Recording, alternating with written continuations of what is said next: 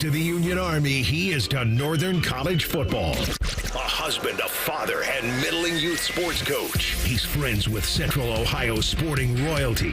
Talking to Ohio State Athletic Director Ross Bjorken. Coach Day walking on with us right now. Good to see you, buddy. Good buddy Austin Ward. My good buddy Tim May, the Tim May Show. The great Doug Lavery's joining us. Hi, everybody. Dom Tiberi here. Oh, Reese came in and he handed me papers. Yeah, and then he said, "You see that button? That's the only button you need to worry about. Don't touch. There's 8,000 buttons in front of me." Oh, I didn't know what he was talking about. The one that says on. We blew the budget on this imaging, and only two guys answered our ad on Craigslist. Ryan Baker and Eric Reeser. Act accordingly. You're now listening to Bishop and Friends. Bishop and Friends is sponsored by Diamond Seller, your true jeweler for over 75 years. All right, let's do it live on a Thursday edition of the program. Bo and the boys with you for the next three. I think the technical term is loaded up. There's a lot going on here on the program. We're going to tackle Coyote Gate. Stan Garrett, Ohio State professor of wildlife ecology, is going to join us in 15 minutes. So we'll go over the things that we're seeing, and I'm sure many of you have seen, some urban coyotes running around. So we're going to have a little bit of fun with Stan coming up at 9:17. 10 o'clock, your emails, a monster mailbag out of you guys. Topics of topics du jour: Shedeur Sanders, Ryan Day, Montana summer trip advice. We'll help you with all of that. Tim May going to join at 10:30, a little higher or lower at 11. At 11:30, Tim Alcorn, excited to have Tim on, play-by-play voice of the Cleveland Cavaliers, will join us at 11:30. Perhaps I don't think it'll be the last time for LeBron in a Lakers uniform. I don't sense that at all. I don't think he's going out like that. But we'll get into that as well as the program goes on. And I will do Coyote Gate here and set the table for Stan momentarily. But I did want to just, without you guys thinking about it, because I didn't prep you that I was going here at all, I just want you to say the first number that comes to mind. At what age should a parent no longer be responsible for a child's behavior? Child's age, parent's age. Child's age. 23. Age? Okay. 18. I'm going to give a buffer just because I know what I was like between 18 and 23, and I'm going to project that on a lot of people. I know you shouldn't, but I was a moron. Yeah. And so I think there's still some life to learn after that, but I think you are kind of the same person between 18 and 23. You're an idiot. So you're saying through college is basically where you're at. Yeah. When do you think you cease being an idiot? Me or a normal person, I would say 20, 28, 29. That's funny. That's where I was going. I think 27, 28 is when I stopped being an idiot. That's definitely when I stopped being an idiot. 3 says 18. So he's with you, Bake. He wants accountability at 18. So at 18, then you're no longer, a parent is no longer responsible for one's behavior. I think the pushback I would have for him and you on this is the 18-year-old still on scholarship? Because I think if there is a financial scholarship that the parent is giving to the child, there's probably some responsibility still where you're responsible for their actions. Kid at 18 says, man, I'm enlisting or I'm going to go get a job. It's on. Then I think, which is interesting because most of the time we associate that if you go to college, that is a more elevated route or whatever. But the reality is that we expect more out of 18-year-olds who are like ready to go out into the workforce and go live. Like we're like, okay, you're a man, you go serve our country, away you go. Now, you can't order a beer, which is a little odd, I think, but nevertheless, you can. So that's I think interesting. Why did you go 18, Bake? Just because I feel like that's, I don't know. I guess you're an adult, good number, right? You're supposed to be at 18, and like you said, Bo, if you can go enlist in the Army or the Armed Forces, if you can make grown-up decisions like that, you're a grown-up. So the reason all of this comes up is because of what happened in the NFL with the Atlanta Falcons and their defensive coordinator and his son. So we talked about this throughout the week, and I found that the kid basically my feeling on this is the thing that Jeff Ulbrich, the defensive coordinator of the Falcons, is guilty of is raising a punk. He raised a punk who comes across very entitled. Now, his penalty for that was pretty extreme for him. So the Falcons, it was $250,000 for the Falcons, And then he was fined $100,000. I don't know what Jeff Ulbrich makes, but let's just pretend he makes $1 million a year to just make some fun with this, okay? So let's say it's $1 million a year, which is reasonable for an NFL defensive coordinator. All right, so if that's the case, then his take-home is probably around $600,000. So that $100,000 is just under 20% of his take-home. That's a big hit. 100K is a big hit. So he says, I'm not appealing it. I promise my son and I will work hard to demonstrate we are better than this. It was so surreal listening to him talk because he was talking to like a 13-year-old.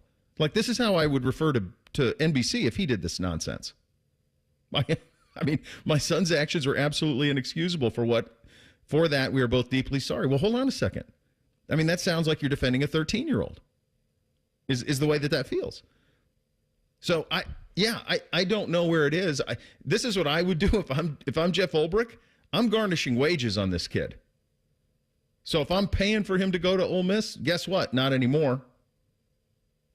Get some student loans, bud. Go a little work study. Get yourself a job. And then I'm going to take a percentage of that until this is paid off back in full. That's probably how I'd handle it. Now, you may need to get a lawyer involved. I don't know if you can garnish wages on your own kid. Well, if you're paying him the wages. Well, that's true.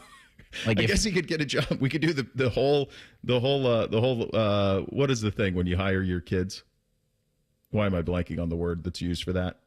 Hiring like an allowance? No. Like when nepotism? Nepotism. You could go full on thank you, Beck. You could go full on nepotism and like make him a quality control coach for the Falcons and then get your money back. Maybe but then you have to give him like a responsibility or two. And even like mopping the floors in the facilities, I wouldn't trust Jax Ulbrich to do. No. So, look, I don't know the right answer on it. I don't know what it is. Prison. Or work camp.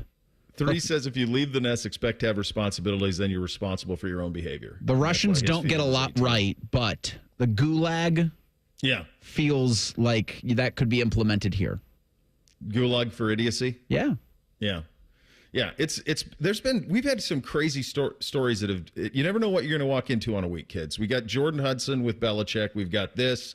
We've got 100 men versus a gorilla. This has been a week, to say the least. Go ahead, Bake. So just in this situation, though, like prank phone calling someone, unless it like induces panic or hysteria, I don't think that's against the law or anything. It's just a bad prank. Now, Jeff Ulbrich is getting punished here because they failed to protect sensitive information.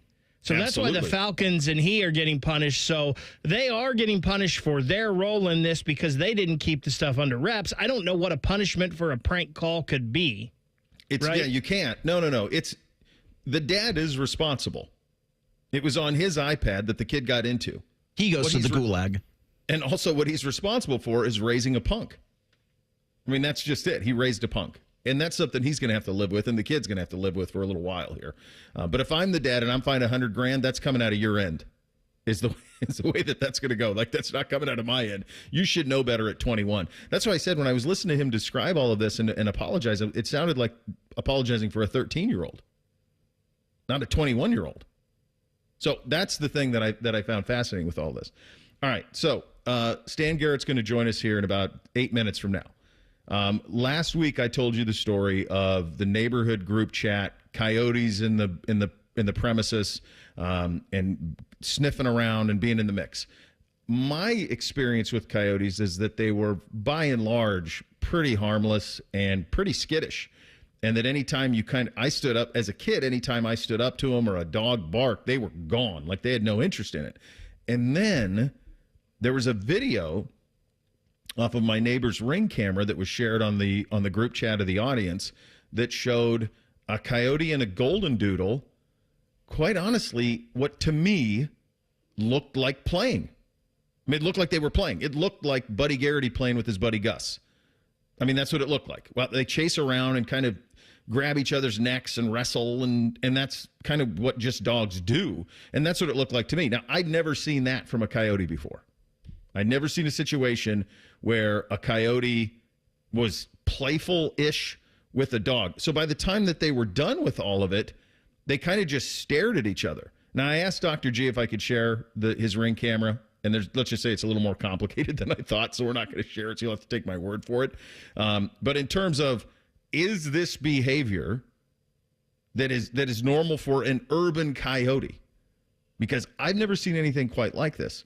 So long story short, loyal emailer Bob sends me the contact for Stan Garrett. So he is an Ohio State professor of wildlife ecology. He's the foremost expert on this. He wrote a book called Coyotes Among Us. So I said, if we're gonna like dig in on coyotes, let's go right to the source. So Stan is going to join us. Okay, so you have that to look forward to, which is very nice. We are loaded up, as I mentioned. Tons of emails, a lot of great stuff from you guys on that. Tim May coming up at 10:30, a little higher, lower at 11. And then, of course, Tim Alcorn, the Cavs play-by-play voice, will join us at 11:30. Stan Garrett on Coyotes Among Us. Oh, baby. We're off and running on a Thursday edition. Bishop and Fred's right here on The Fan. We used to have a billboard with our host's face on it, but only ugly people work here now. You mama say you ugly, hey! The Fan, Ohio's sports destination.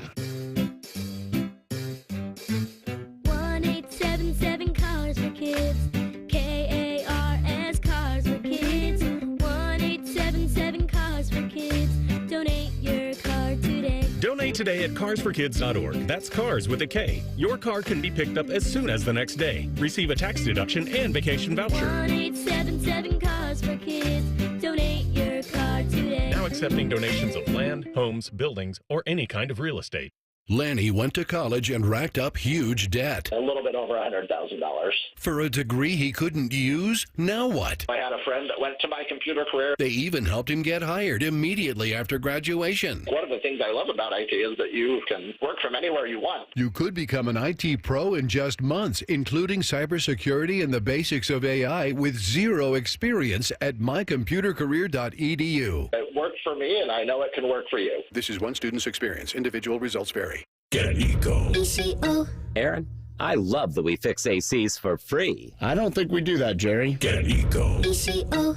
Stay with me, Aaron. I'm going to explain to you how it works. You're going to explain to me how my own invention works? Get Eco. ECO. Step 1. Some other HVAC company tells a customer that they need a whole new system. Yes. And then they call us. They can always call us, Jerry. Get Eco. ECO. And then we repair their system for free. No, then they pay us. But we give the money back, right? We give them back all the money they paid us to fix their old system when they finally do need a new one. Up to $1,500, right? Right. Aaron, we're fixing HVAC systems for free. Get Eco. ECO. We extend the life of their system. That's right. Those extra years are free. On me. Get Eco. ECO. Eco. Plumbers, electricians, and HVAC technicians. GetEco.com. We've all got it, you know, that one crazy thing you've always wanted to do, that bucket list goal. Then a cancer diagnosis, and that one thing still goes according to plan. I would know I'm getting my first tattoo right now, while my 3 beautiful daughters laugh hysterically at me. 58 years old, 4 years of cancer-free checkups at Ohio Health. Go ahead and get a picture, girls. You keep making plans. Visit ohiohealth.com/keepmakingplans. Breaking news, and this one is almost unbelievable. Yeah, it's all about new customers at Bet365 because they get $150 in bonus bets when they bet $5, win or lose. And even better, bonus bets can be used on the spread, totals, and player props. There you have it. Bet $5 to get $150 in bonus bets, win or lose. And see why it's never ordinary at Bet365. 21 plus only. Must be physically located in Ohio. Gambling problem? Call 1-800-GAMBLER. TNCs apply. Can't get enough of your favorite fan content? Good news, we're on all the digitals. Follow 971 The Fan on X, Facebook, YouTube, The Talk, and Gram. Your digital home for endless shenanigans. The Fan. Hello, it's John Kozik, founder and president of TurboTrack Realty. Do you want to sell your property, however, you need a little help getting through the process? Let's say you have years of belongings in the home. It needs a lot of updating, you're overwhelmed, and you may need help finding a place to go. I will help you. Visit us today at TurboTrackRealty.com or call me now for an all-cash offer and, more importantly, the help you need at 614-470-2000, 614-470-2000. And now, Public Education Matters with Ohio Education Association President Scott Damaro.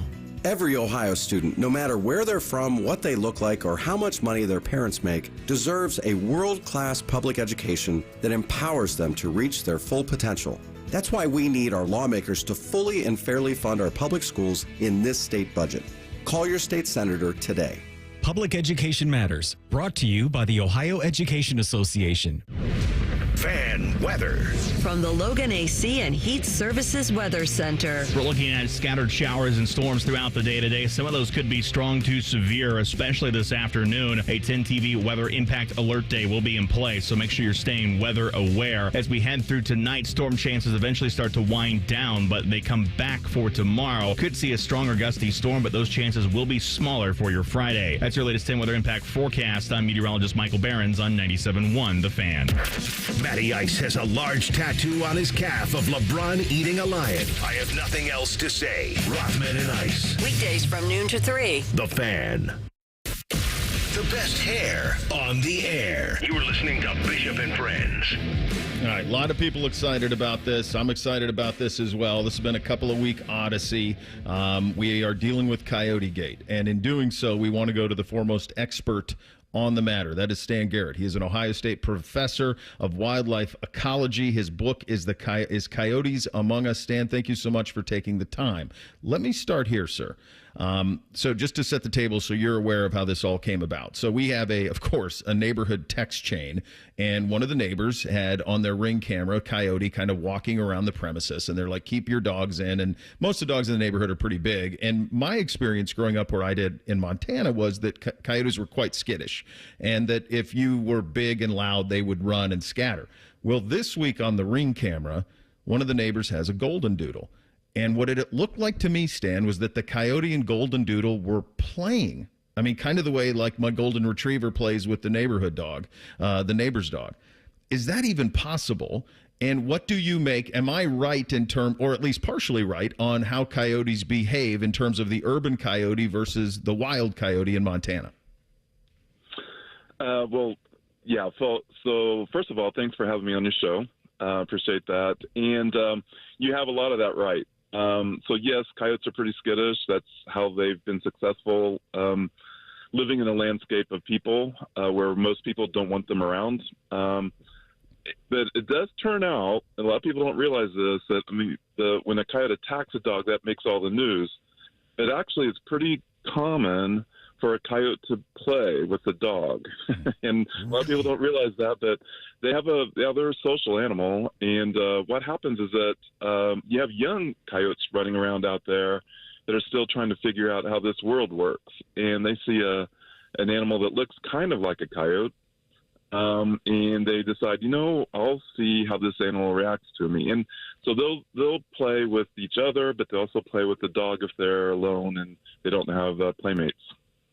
That's unbelievable. I'd never heard it. So, yeah, this video is very much like if you're out there listening and you have two big dogs and you let them go play around in the neighborhood. I mean, this is what it was. They were playing chase. They were like, grabbing each other's necks, but not biting, but just kind of like wrestling a little bit is what it looked like to me. And so this is a very normal thing. Is there a threshold that someone ought to be fearful of a coyote? Sure. I mean, there are times when coyotes will be aggressive toward a dog, and so you actually don't want your dog playing with the coyote. I mean, so it would be good to call the dog in, bring them in, keep them on a leash if you're if you're out in a park, green space. This time of year in particular, this is when coyotes have their young in a den, and they will be they'll be alpha animals. Those are the parents. And they will be aggressive, and they will see a dog as a threat. So when your dog encounters a coyote, you don't know for sure whether it's going to be a friendly encounter or an aggressive one. So it's better to avoid that if at all possible. Stan, in my experience, anytime that I dealt with coyotes growing up, I never saw them running in groups. It was now wolves, sure, but I never saw coyotes running in groups. It was usually one, on his own is kind of the way that growing up. I never saw him run in groups or packs or anything like that. Is it different in an urban scenario? No, it's not different in an urban scenario. So what happens is that, coyotes are pretty similar to wolves in that they have the same kind of family social structure. Like a wolf has a wolf pack. It's just that coyotes don't need to hunt together as a group. So you don't have them traveling as a pack very often. And that's mostly true in the city. The young will stay with the parents for a little bit, but often you'll see them alone. But that doesn't mean they're not part of a group. And the alpha pair, that's the mating pair. They are pretty tight, and they often will be together. So you'll often see a pair, or what will happen is that you'll see one of them, but you won't see the second one. The second one is there. It's just that it's a lot more hidden. And so sometimes you when you see one coyote, you may actually be seeing 2 or even 3. You just don't see the other ones there. Talking to Stan Garrett. He is an Ohio State professor of ecology. The book is Coyotes Among Us. So one thing that's just finite is land, right? And as urban sprawl continues, and here in Columbus, obviously we've seen that at a maximum level over the last 25 years, wildlife has to adapt. How have coyotes adapted to what the world has brought for them over the last couple of decades? Yeah, so they've adapted. Well, first of all, so I do a lot of my work in Chicago. So we've been doing a long-term Chicago project there, and that's a case where coyotes actually moved into the city. So we're also developing out into their property, but they're out also moving into the cities, and it's not unique to Chicago. So Columbus is the same way. So we have coyotes on campus, OSU. So it's going both ways. So the way that they do that is a couple things. One, they have to avoid us if they can, if at all possible. So they become more nocturnal in the city as opposed to out in the country. In the country, they may be active day or night, pretty much any time. In fact, they have personalities just like we do. And, we have different kind of biorhythms. The coyotes have different biorhythms, but in the city, they all have to kind of become nocturnal. That's just the way it is. They become really good at crossing roads, so they understand traffic patterns. And so we've got great video of coyotes understanding like which roads have street lights, which ones don't. So they know that the traffic will stop in certain areas. So they just need to wait until the red light comes on, and then they can cross the road safely, whereas other streets don't have it, so they have to wait for a gap, and they dart across quickly. So they learn traffic patterns. They also learn, of course, where food is, and that's probably the biggest thing. And so they will be opportunistic, and in addition to natural food, which you'd be surprised how much natural prey are in the city, such as rabbits and that type of thing. But in addition, they, of course, have human food. So they'll take human food when it's available to them. And you would also be surprised, where does human food actually show up in a city? And I had no idea until we radio collar these coyotes and we follow them, and the coyotes show us like what is out there. And I had no idea. What is out there for a human food? Now I'm curious. What the hell's out there, Stan? Right. Okay. Well, of course, the obvious thing is that you have some people feeding them. So some people are actually going out and feeding their coyotes, and so they adopt the coyotes. So there's that stuff going on. But then there are things such as cemeteries. So cemeteries are great habitat for coyotes in the city. So some of the most urban parts of Chicago, there's cemeteries that create that refuge. But what we didn't know is that there are certain cultures that will put food out in the cemetery at the gravesite. And the coyotes are feeding off that. So, for example, there's Asian sections that will put out rice and some meat in some of the areas. And so the coyotes know that once a month they're going to get food in that part of the cemetery. There's also the Caribbean section. So we kept finding chicken feathers showing up in the cemetery. And we had no idea, where are these pieces of chicken showing up? And it was coming from the Caribbean section of the cemetery, because they would leave a chicken out there not for the coyotes, but anyway. So that was they're not feeding wildlife, but they're leaving offerings, and the coyotes are taking advantage of that. So had no idea that was going on at all. For a second there, I thought you were going to say they were digging up, remains in the cemetery. So that, yeah, the leaving that makes a little bit. All right, is there a predator for them other than us? Or like in an urban setting, are they the apex predator outside of humans? They are the apex predator outside of humans. Yep. Yeah, that certainly makes sense. So. What advice would you give folks in a scenario like the one that I described? What is your piece of advice for folks listening today? If they, as you mentioned, it's breeding, it's mating season and all of that. What advice do you give? All right, so this time of year, as I mentioned, because they have pups in the ground, this is when coyotes are most sensitive. Normally, they're not tied down to a den at all. They prefer not to be, but they are for the next 5 weeks or so. So they're going to be a little more aggressive toward dogs. So that would be keeping dogs on leashes, just being aware of where your dog is going. If you live next to a green space, maybe not let the dog out alone at night if you need to, if you know that there's coyotes in the area. But the biggest issue that we see in terms of conflict is food. So again, coming back to the food issue, sometimes people are leaving out food on purpose they want to see deer in their yards or something of that nature, or they may be leaving out accidentally. That will be an attractant toward coyotes. And once they begin to lose their fear of people, that's when problems can occur. So, and food is often the precursor to all that. So just be mindful of that.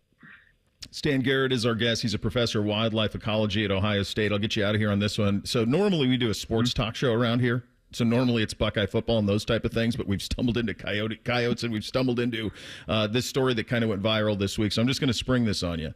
100 men versus a silverback gorilla. Who wins? The silverback. Man. That's what I'm hearing a lot of. I'm hearing that a lot, Stan. We have no idea their strength. I see 100 men doing a 100-yard dash really fast. That's what I said. I said, man, don't ever underestimate the coward of man. As soon as they see that sucker start to swing, man, they're gone. Yeah, I'd say, once they see a silverback, they're turning around. They're getting that heck out of there. Stan, this was great, man. Thank you so much for the time. Greatly appreciate you. The book is A Coyote Among Us. Thank you so much again for your time. This was a lot of fun. Thanks, Stan. All right, you bet. All right, there you go. Stan Garrett, Ohio State professor, wildlife ecology on the Bryan Heating and Cooling Systems fan guest hotline. There was no hesitation, fellas. Silverback. None. No hesitation at all. Also, I thought that was going to take a different turn with the Graves. I'll be honest with you. I thought that was going to go in a different way. Yeah. So there you go, kids. That's all you need to know on coyotes. I should have asked, because he was going coyotes. Growing up, I was coyotes, but then sometimes I'll slip into coyote. But he was going coyotes, so he's the expert, so I'm going to go coyotes from here on out. We'll hit you with what's up. Is this the end for LeBron James in 2 minutes? Bishop and Friends right here on The Fan. Hey, Chris Candy here. My mom goes out of her way to make me happy, so this year I'm returning the favor with a bouquet from the Books Company. Their flowers are cut fresh from the best farms, so they grow bigger, brighter, and last way longer. It's easy. Pick your bouquet, delivery date, and done. Mother's Day is May 11th, so order your Books now. Go to Books.com, use promo code CANTY for 25% off. That's BOUQS.com, promo code CANTY. Books, promo code CANTY.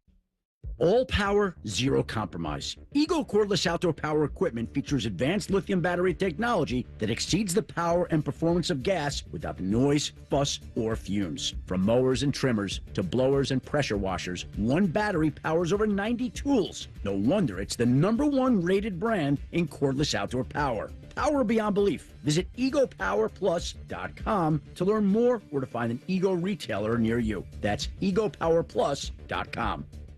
You had a solid retirement dream. Sell your home in a few years, bank the equity, downsize, and travel. But with an unpredictable economy and the future feeling uncertain, you're wondering if that equity will still be there when you're ready. What if you could bank that equity right now? With TrueHold, you can sell your home for its current value, so you can access your equity today. You can bank the cash now and stay in the home you love with an easy standard lease. TrueHold even covers property taxes, insurance, and repairs. And since TrueHold hands over your equity in cash now, it's yours to do whatever you'd like. Don't let a shifting economy put your hard-earned equity at risk. Visit TrueHold.com and receive their competitive offer on your home in just 48 hours, based on its current value, not what's coming. Call 1-855-300-9993 or visit TrueHold.com. The smarter, faster way to cash out on your home's value without moving. That's TrueHold.com. Bishop and Friends is sponsored by Diamond Seller, your true jeweler for over 75 years. The Fan, Ohio sports destination. What's up? What's up, man? What's up with you? All right, here's what's up on a Thursday. All right, lot to take in there. This from Christopher. Growing up on a farm in central Ohio, I only know of the coyotes going after our sheep. If they see a human, they would be gone. That was my experience, too. Like, if they ever saw anything big, gone. But I have seen them in packs, he writes. There was always a rumor and rumbling of them crossbreeding with domestic dogs also. Yeah, that was very interesting. That was a very good job out of Stan. And I thought the part that I was unaware of was, like, coyotes playing with dogs. It's like, hey, man, let's be pals. Now, you don't want that. You don't want that, but that's possible. And then I did jump out of my seat a little bit when he talked about cemeteries. Anybody watching on the YouTube that saw your face at that point was highly entertained, I'm sure. Yeah, I thought we were getting like a coyotes are digging them up. Holy cow! Like, what are we doing here, man? Like, we don't need that running around Chicago. Some vampire coyotes running through the cemetery. That is not great. That was amazing too. How he was talking about how they can do the traffic signals. Like, that's pretty smart, man. I'll tell you what, that one out on those country roads that ran in front of me knew there's usually no traffic at 1:30 on that road because it did not care at all. He didn't care. Like, what are you doing? Didn't care at all. He came and went so fast I couldn't even blink. All right. This was on too late for me, but I'll be candid with you. When I went to bed, because I really enjoyed the previous game, which was Game 4 in Minnesota. It felt like a Game 7 of an NBA Finals, quite honestly. That's what the game in Minnesota felt like on Sunday afternoon. And, we've known LeBron James and known him pretty well he's been a part of our life for 20 years. I mean, basically, Reese, your entire sports viewing life, LeBron is most of it. He's been a part of it. And most of us, we've paid attention to him. I mean, he's identified as a 16-year-old, for crying out loud. Like, we've been aware of him for 25 years. He's been in the NBA for 22.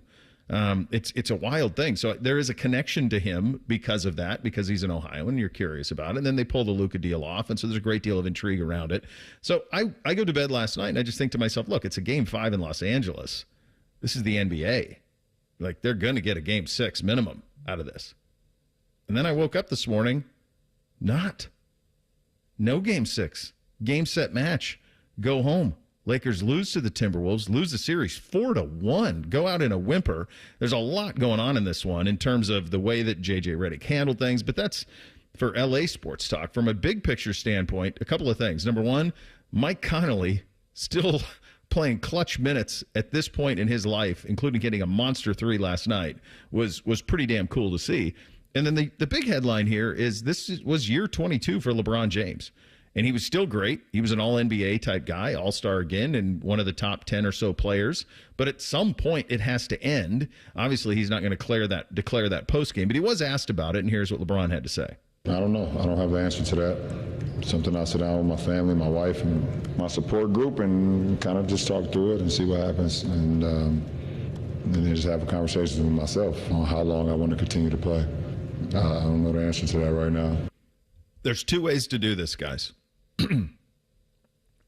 There is the Kareem Abdul-Jabbar, Kobe Bryant way of doing it, which is a retirement tour, essentially. You let everybody know that you're retiring. This is your last chance at Madison Square Garden. This is your last chance playing at Rocket Arena. This is your last chance playing in Miami. Those type of things. A tour, really. Now, Kareem did that while the Lakers were finals contenders in the 80s. I doubt either one of you remember this. But the only reason I remember it is because I remember his last All-Star game and them like bringing out a rocking chair for him as like a gift. That's the only reason that I remember that as a kid, because we had the VHS copy of that All-Star game and I watched it 1,000 times. So that's the only reason I know about that. Kobe one I remember well, and I went to his last game up in Cleveland that he ever played up in Cleveland. But that Laker team was completely irrelevant, and his last game he scored 60 on about 55 shots. I don't know that I'm overestimating at all. I'm pretty sure he shot 50 shots. But he did score 60, and they won in his last game as a Laker, but they were an irrelevant team. The other way to do this is the way Michael Jordan did it, which is just go away. You just go away. That's what he did with Chicago. Now, he came back and played for Washington, so there was always that was a little bit of a pushback. But in terms of his true playing career, he just retired. And so, to me, LeBron feels more like the former versus the latter. I have a hard time believing that he's just going to disappear in the night with a 4-1 first-round series loss to Minnesota without anybody being able to shower him with the adulation that, quite honestly, he deserves. So I don't think this is it for him. It does feel like he's got one more in him, like one more run and one more chance to have legitimate competition for the Larry O'Brien. Like this felt like, obviously, you make the Luka trade because you don't feel like you're anywhere close, even with Anthony Davis, to competing in the West. And you got closer, I think, with Luka.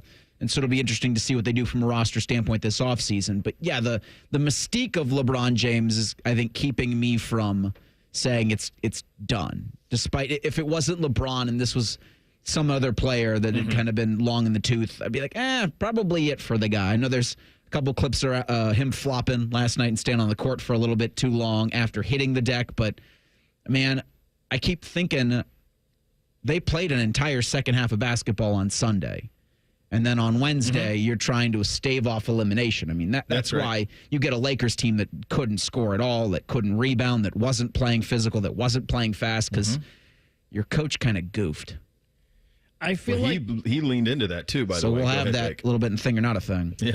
I feel like LeBron is really, truly the first athlete and kind of the poster child of the social media era and everything being out there. Like his whole career, even when he was in high school, has been televised. You've seen highlights. Just everything of LeBron's career has just been out there in the forefront. So I don't see why his retirement, the end of his career, would be any different.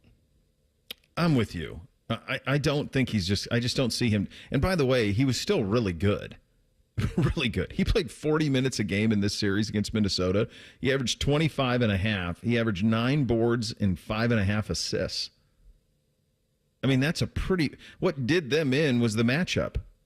It was the matchup. It was Minnesota has a bunch of long, athletic guys who are ultra physical, and Luka is not great at defense. He's an incredible offensive player, but defensively, he puts you in some tough spots. And they just weren't interested in playing anybody outside of their starting 5. Really weren't. I mean, that was just kind of the thing, is there just was no depth at all. I mean, the fact that Luka, LeBron, and Austin Reeves all played close to 40 minutes a game, and Rui Hachimura was 37 minutes a game. Finney Smith with 34. I mean, that's it. That's who they played, and they kind of rolled with it. The other side of this, though, is also really important, and that is the Minnesota side, and that is, we've talked about this. Who's next, right? Now, Anthony Edwards was not good in this game last night. He was 0 of 11 from 3 in this game. But we've asked this question many. He was 5 of 19 from the field. He did have 11 rebounds and 8 assists, but he was 5 of 19 from the field. But it does kind of, I think, if you're curious, like, who's next American-born, he is that answer to that. Now, it's different. He's not as polished as some of the other guys who have been like the next guy, but we're about ready to, and who knows if Golden State can keep going for a little, and I don't think Steph's retiring either, but we are reaching the end of Steph LeBron. And the guys who have had next are primarily foreign-born players, whether it's Luka or Giannis or Wembanyama. They're all foreign-born players. Edwards is on a short list of Shai Gilgeous is Canadian. Like, when you're looking for who's got next American-born player, the answer to that's probably Anthony Edwards. And he feels like he's more than willing to jump into that. I wonder they've got to make an NBA Finals here in the next couple of years for that to be the case. Like, he's 23. He'd even said that, when they asked Ant at the All-Star break, like, you interested in being the face of the NBA? And just said no. And that's fine if you say that, but if you can play this Timberwolves squad into an NBA Finals appearance, then you can kind of just become it, even if that's not something you're interested in. But they got to beat the Warriors in the next round, because it's looking. I know the Rockets avoided elimination last night, but you still got you got to clear that Steph hurdle if you want to do it for Anthony Edwards. Yeah, that's it. I mean, to be it, that's not something that you just assign. No. It's something you earn.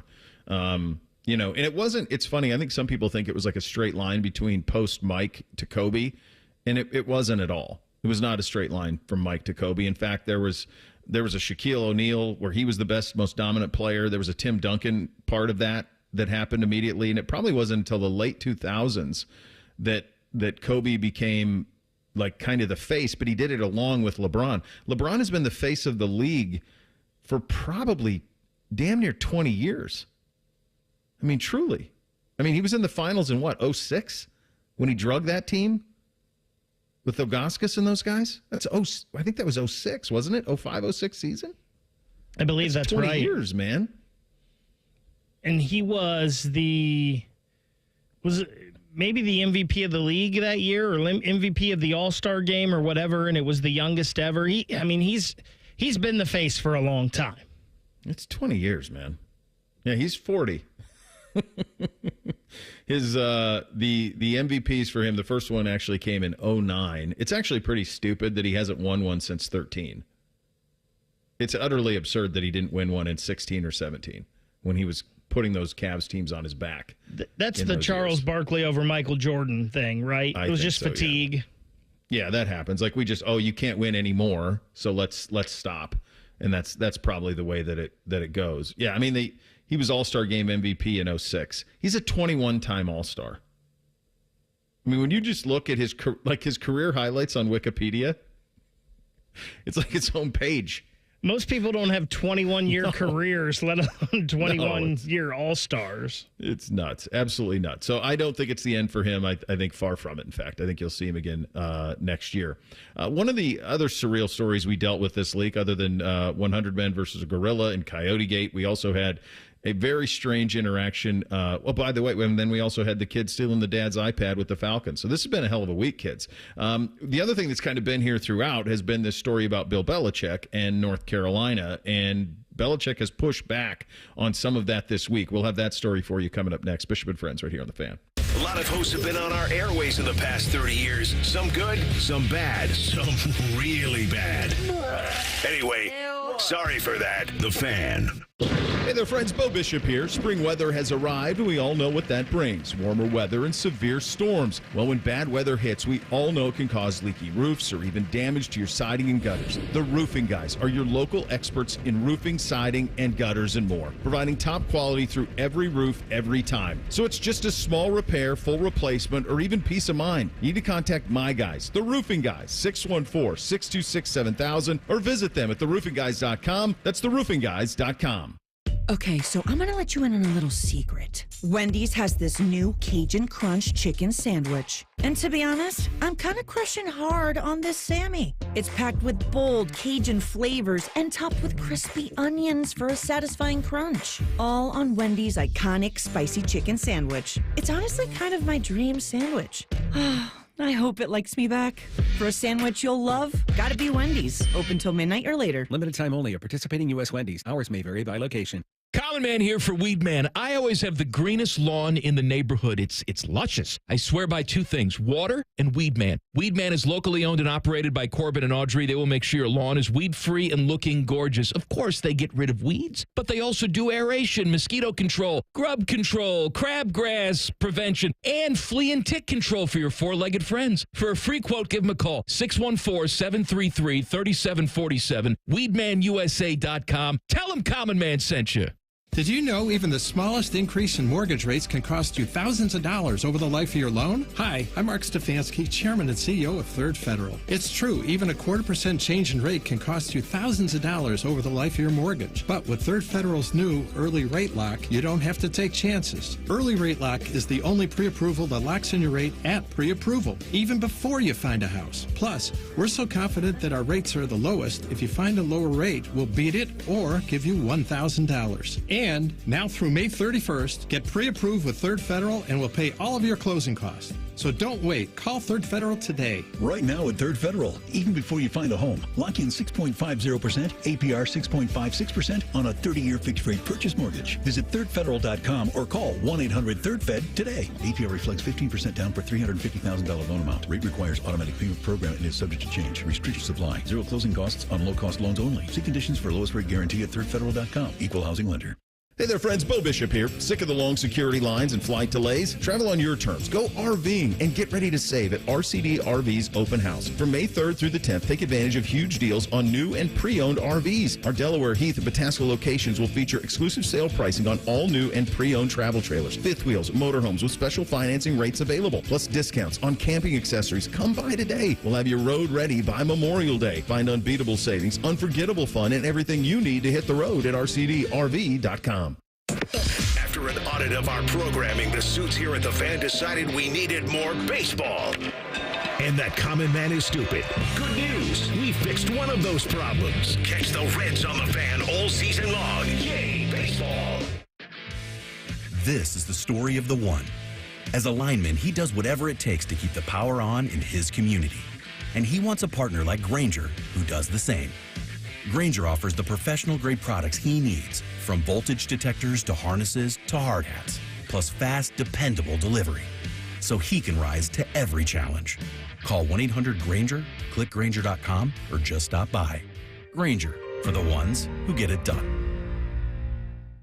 With Progressive Customer Service, there are lots of ways to connect with us, so you never have to miss a second of your favorite sport. Because you'd much rather watch a ball go through a net 124 times in 48 minutes when you don't really have to pay attention until the last two, and then somehow those 2 minutes will take an hour. You don't want to miss all that. Luckily, you can chat with Progressive on our app, online, or over the phone without missing a single one of those times the ball goes through the metal circle. Progressive Casualty Insurance Company, affiliates, and other insurers. Not available in all states or situations. The Fan Guest Hotline is sponsored by Ohio Heating and Bryant. Doing whatever it takes to keep you and your home comfortable. The Fan. Bo knows many people. He talks to the interesting ones on this show. This is Bishop and Friends. Reese, do I have this right? Did I see this? This is the poll today, has to do with this as well. The Daily Fan poll sponsored by Caster Connection, you mean? Yeah, that one. Yeah. Does this have to do with the Belichick thing? Did I see that? Yes, it asks, do you think Jordan Hudson and Bill Belichick will get married? 55% of respondents to the Daily Fan poll sponsored by Caster Connection say not a chance. No chance. Yeah, no, I don't think so. Do you? Did you see the story in the New York Post yesterday about her $8 million real estate empire that she has ascertained over the last couple of years and what her mother's occupation is? I did not. What's her mother's occupation? Can we say it on the air? Yeah. Yeah. I mean, she operates a adult toy museum in Nantucket. No. Which Okay. I guess there's a museum for everything. So there you go. Maybe that's how they really met. You said it, Bacon. Why? I mean, the heart wants what the heart wants, buddy. Here's the thing that is pretty off the rails. And we had Brooke Pryor on yesterday. She covers the Steelers for ESPN, but I knew she was a Carolina grad, and I asked her about it, and she's like, it was tongue-in-cheek, but like, boy, as a Carolina grad, this is just utterly embarrassing. Well, it continued, and this is kind of, folks, like PR 101, the opposite. This is the opposite of what to do. All of this is. So they put out a statement, North Carolina did, in conjunction with Belichick. And here's what it said. This is Belichick. I agreed to speak with CBS Sunday Morning to promote my new book, The Art of Winning, Lessons from My Life in Football. Prior to this interview, I clearly communicated with my publicist at Simon & Schuster that any promotional interviews I participated in would agree to focus solely on the contents of the book. Unfortunately, that expectation was not honored during the interview.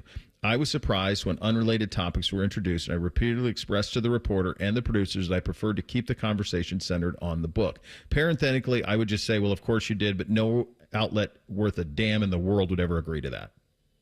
Parenthetically. After this occurred several times, Jordan, with whom I share both a personal and professional relationship, stepped in to reiterate that point to help refocus the discussion. She was not deflecting any specific question or topic, simply doing her job to ensure the interview stayed on track. Some of the clips make it appear as though we were avoiding the questions of how we met, but we've been open about the fact that Jordan and I met on a flight to Palm Beach in 2021. Parenthetically, that would put her at 20 at the time of meeting. The final 8-minute segment does not reflect the productive 35-minute conversation we had, which covered a wide range of topics related to my career. Instead, it presents selectively edited clips and stills from just a few minutes of the interview to suggest a false narrative that Jordan was attempting to control the conversation, which is simply not true. Here's how this happened. Simon & Schuster called CBS Sunday Morning and said, we'd love to get Bill on to talk about his book because we really want to sell his book. CBS Sunday Morning said, that's fine. Simon & Schuster said, we'd really like the main topic of the conversation to be about the book. CBS Sunday Morning said, no. We're CBS News. We're not doing that. And Bill would know this because Bill worked in Boston. And the Boston Globe wouldn't do that. There's no way. A radio station in Boston, I think it's WEI or I, one of those, would not do that. There's no chance. There's not a local television station in Boston that would agree to that as part of the interview. CBS News responded as well, by the way. When we agreed to speak with Mr. Belichick, it was for a wide-ranging interview. There were no preconditions or limitations to this conversation. This was confirmed repeatedly with his publisher before the interview took place and after it was completed. And I believe them. So I do wonder with all of this if the publisher, Simon and Schuster, easy for me to say, they go to Jordan. And then she goes to Bill. Like, Bill doesn't deal with his publisher directly anymore. And so that's how this bad game of telephone happens.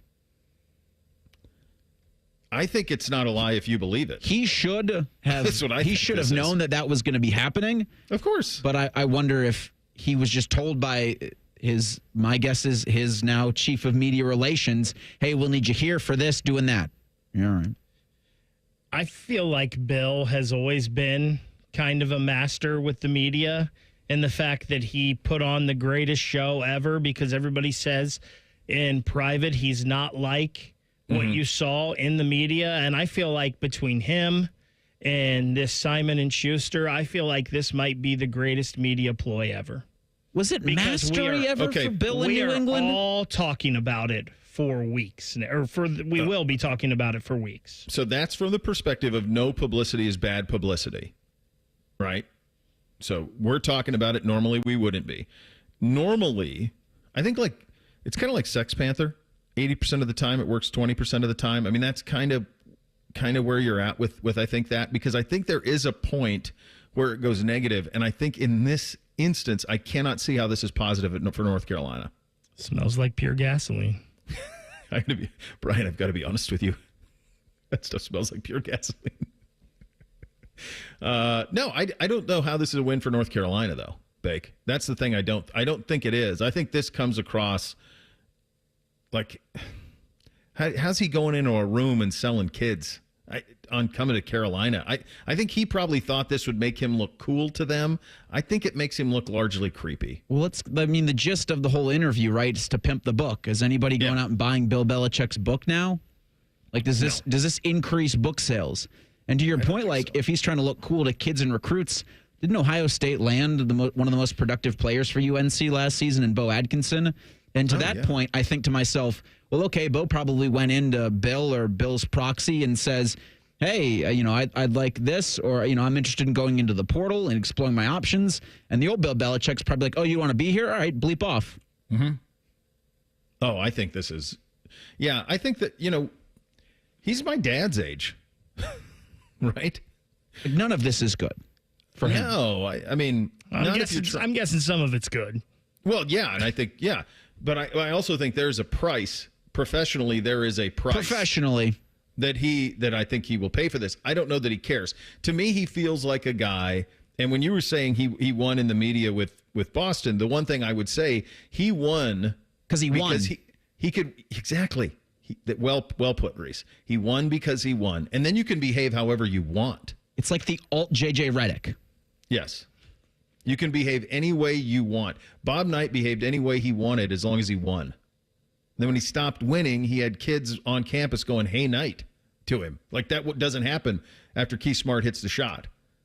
But that happens in the late 90s, early 2000s.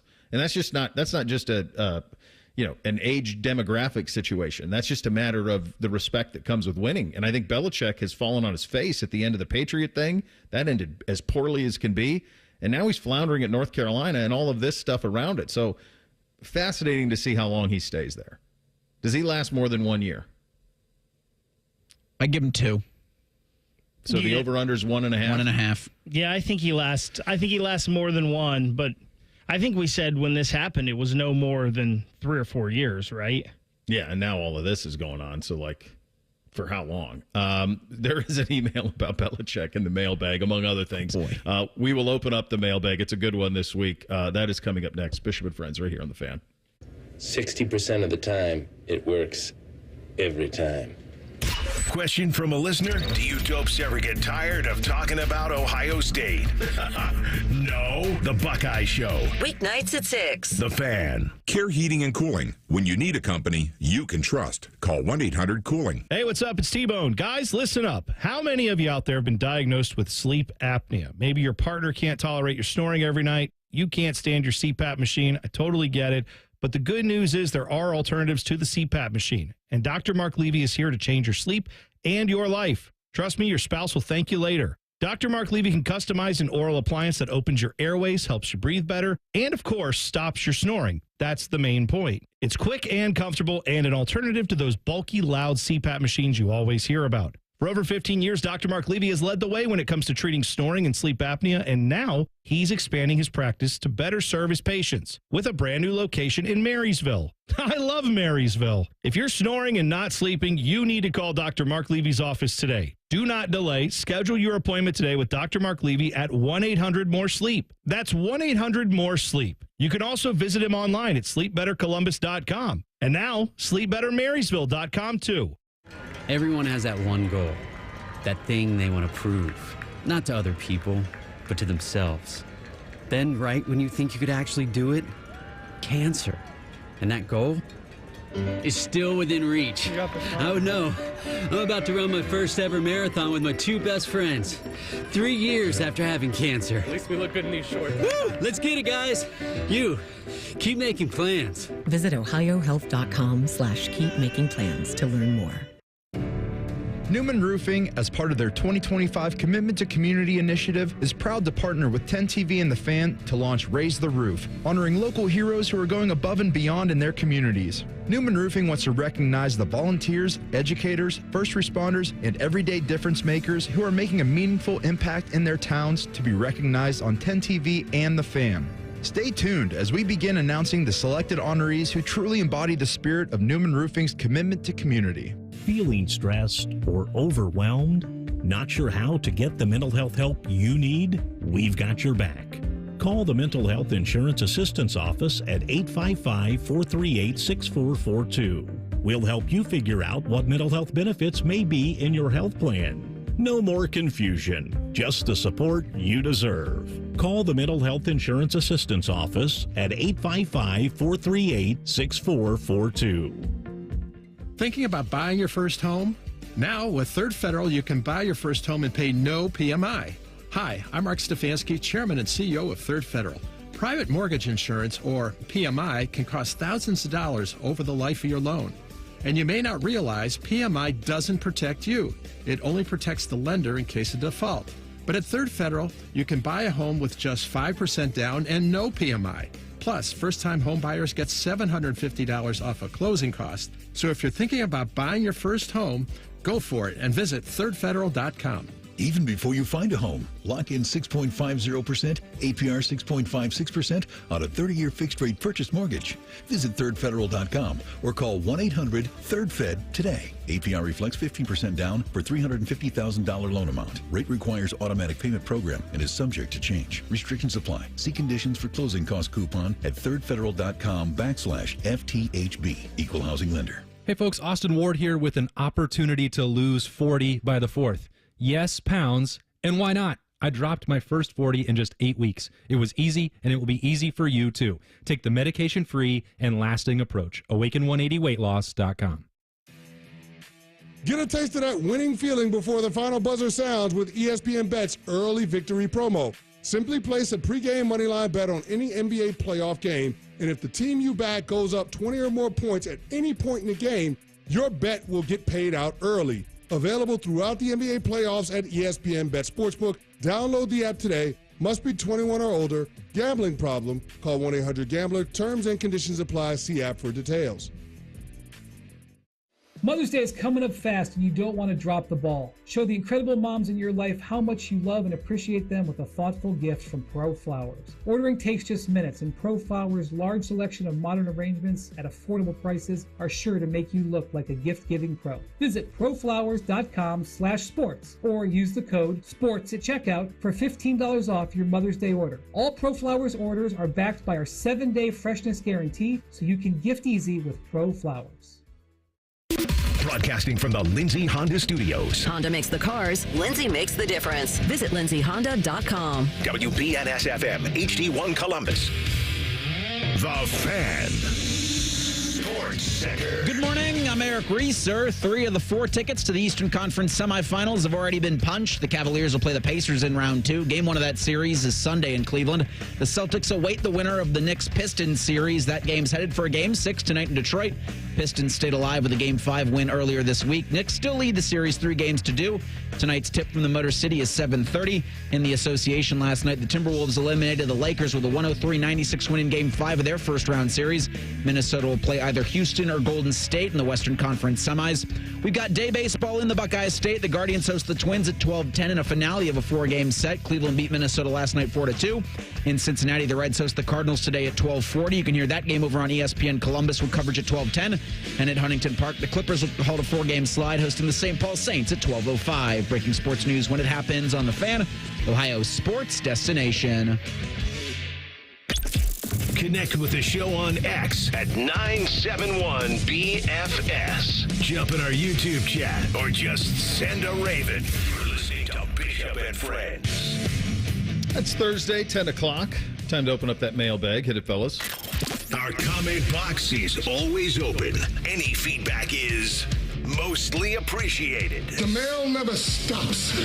It just keeps coming and coming and coming. There's never a let-up. It's relentless. Every day it piles up more and more and more, and you got to get it up. And the more you get out, the more it keeps coming in. Again. Bishop and Friends present emails. I mean, it's a loaded mailbag. We'll start with Randall, fellas. The subject is Falcons coach. His email is AOL, so his first line is, yes, I have an AOL email. I still have a Hotmail, so don't worry about it. You said coach should have been fired for his son's prank call. That was parenthetically, I think I did say that. That may have been a bit much. Do you believe Andy Reid should have been fired for his son's actions? He got drunk at Chiefs facility where he worked and seriously injured people. Seems like Andy Reid is a really bad dad. Yes, it does seem like Andy Reid is a really bad dad. Now, Reid's kid has had all sorts of trouble. They were in prison. One of them was in prison for a while. He's had a bunch of issues. And it's clear that Andy Reid, as beloved as he is as a coach, that there was some big failures here as a parent. Go ahead, Reese. Well, so Andy Reid's won Super Bowls, so that'll, cover a lot of those warts. For Ulbrich, the Falcons defensive coordinator, the information was sent to him that it was his responsibility to keep to himself. Like, that's a leak of sensitive information that does verge on a fireable offense. The fact that the NFL now and the Falcons organization was fined $250,000 by the league, like they can't trust you with sensitive materials. Mm-hmm. Okay, then what have you done that makes you unfireable then, right? Because that's to have a leak like that when the league says, all right, here's contact information that's sensitive. They send it to the Falcons send it to and he just has it out on his iPad for everybody to see. Like, that, in my opinion, is a fireable offense when they can't trust you with sensitive materials. So what happens if it's a playbook? What if you leave that laying out at O'Hare? Mm-hmm. Yeah, I think that. And the other, I think the age of the kid is a little, so he's 21, and I know we talked about that a little bit earlier. Yeah, Reid's children, it's tragedy, too. His oldest son, Gehrt, died of a heroin overdose in 2012. Britt, his second son, who was an assistant in Kansas City until 2021, he was suspended and not offered a new contract. He was involved in a DWI car accident causing severe injuries to a 5-year-old girl. That was on the cusp of the Super Bowl, too, if I remember right on that one. Spencer, his youngest son, is an assistant strength coach with the Chiefs. So, yeah, a lot of demons on Reid's side in terms of child rearing. And the thing is, Ulbrich in this situation wouldn't be getting fired for being a bad dad. He would be getting fired for leaving an iPad open with league information on it. Yeah. Yeah, that would be the part of it. They didn't, and the fine is severe. I mean, that's a big-time penalty for him. This one from Mike. The subject is Bill and Jordan. I've enjoyed your comments this week about Bill and Jordan, but here is what I find most fascinating. I think we know who Bill is. I think we know who Jordan is. Sooner or later, he will feel compelled to tell her to just stop it with all the social media, and this won't end well. But until then, more fun and games. Keep up the good work. I made the point earlier this week, Mike, that I don't think Bill has any idea. Like, I think he poses with her as a mermaid. Like, does he even know that goes out on Instagram? Do you think she's even asking? I don't even think he has a clue. My dad wouldn't. I think he knows. You think he knows that it's all going on? I think he knows. I think the my face and the Insta face and all that, I think that's just him playing a gimmick. I really do. I think he knows. It's not going to end well, though. No. I don't sense them living happily ever after. This one from loyal listener and preeminent Austonian Scott Hayes with this one. The subject is the draft. He writes, the Browns have a not-so-great history of selecting quarterbacks whose maturity issues seemingly outweigh their elite traits. Sanders, however, comes with an even larger circus. After all, even the White House saw fit to comment on his future over the weekend. I understand the lottery ticket nature of the selection, but it seems like an odd choice to make, fresh off the Watson experience dominating the franchise. Furthermore, the guy I saw in Eugene last September isn't going away quietly, which may cause division within the locker room, organization, and fan base. Interesting times ahead. P.S. I can assure you that everything in the Quinn Ewers trophy room and numerous endangered species can be privately hunted within 2 hours of his home. Texas is a different country, my friend. Boy, it must be. I mean, is Texas just loaded like, remember in Succession when they went and hunted the boars? Like, is that just what Texas is? Sure, but you can kill anything you want, ibex, black buck, whatever you want. Certainly you have other walls in your house that you can disperse some of those taxidermized heads. Like, do they all have to be located in that one room so close to each other? Maybe that's the whole house. I think it's Brad Wesley, boys, is what it is. I mean, I just think that's what's going on there, is that. On Shedeur, well, here's another one from Shedeur. This is from TK. Bo, two things I believe you have wrong. Shedeur did not get the ball out quickly. He scrambled like crazy, was short on throws a lot, and he was a terrible teammate. Stories of bullying and ridiculing teammates were all around Boulder. People around him that weren't family or inner circle did not like him at all. Here's what I would say, TK. I don't know where you're getting your sourcing from. I'm not disputing it. I'm sure you've heard it somewhere or read it somewhere. I can just tell you that the NFL teams who vetted him did not find any issues with the way that he plays on the field. And in fact, across the board, the feeling was he was a great teammate. His teammates loved playing with him, and also that really what he did on the field that were red flags were actually done because their offensive line was so bad and because they had really no running game. So we'll see how this all shakes out in terms of it. But the tape unilaterally was top 35 player tape. Bo, I remember hearing issues with Shiloh and bullying and hazing at Colorado. In fact, I believe there was a lawsuit that he was mentioned for bullying and hazing, but I never heard Shedeur's name pop up in any of that. No. This one from Mike. The subject is draft mocks. Bo, longtime listener, I like how you do data. Thank you. Someone needs to put together a spreadsheet that lists everyone's mock draft. Assign a value to accuracy some way over the rounds. Keep year in after year to see who has the best crystal ball. I think somebody does this. Who has like the most accurate mocks? I'll tell you who's going to have the most accurate mocks.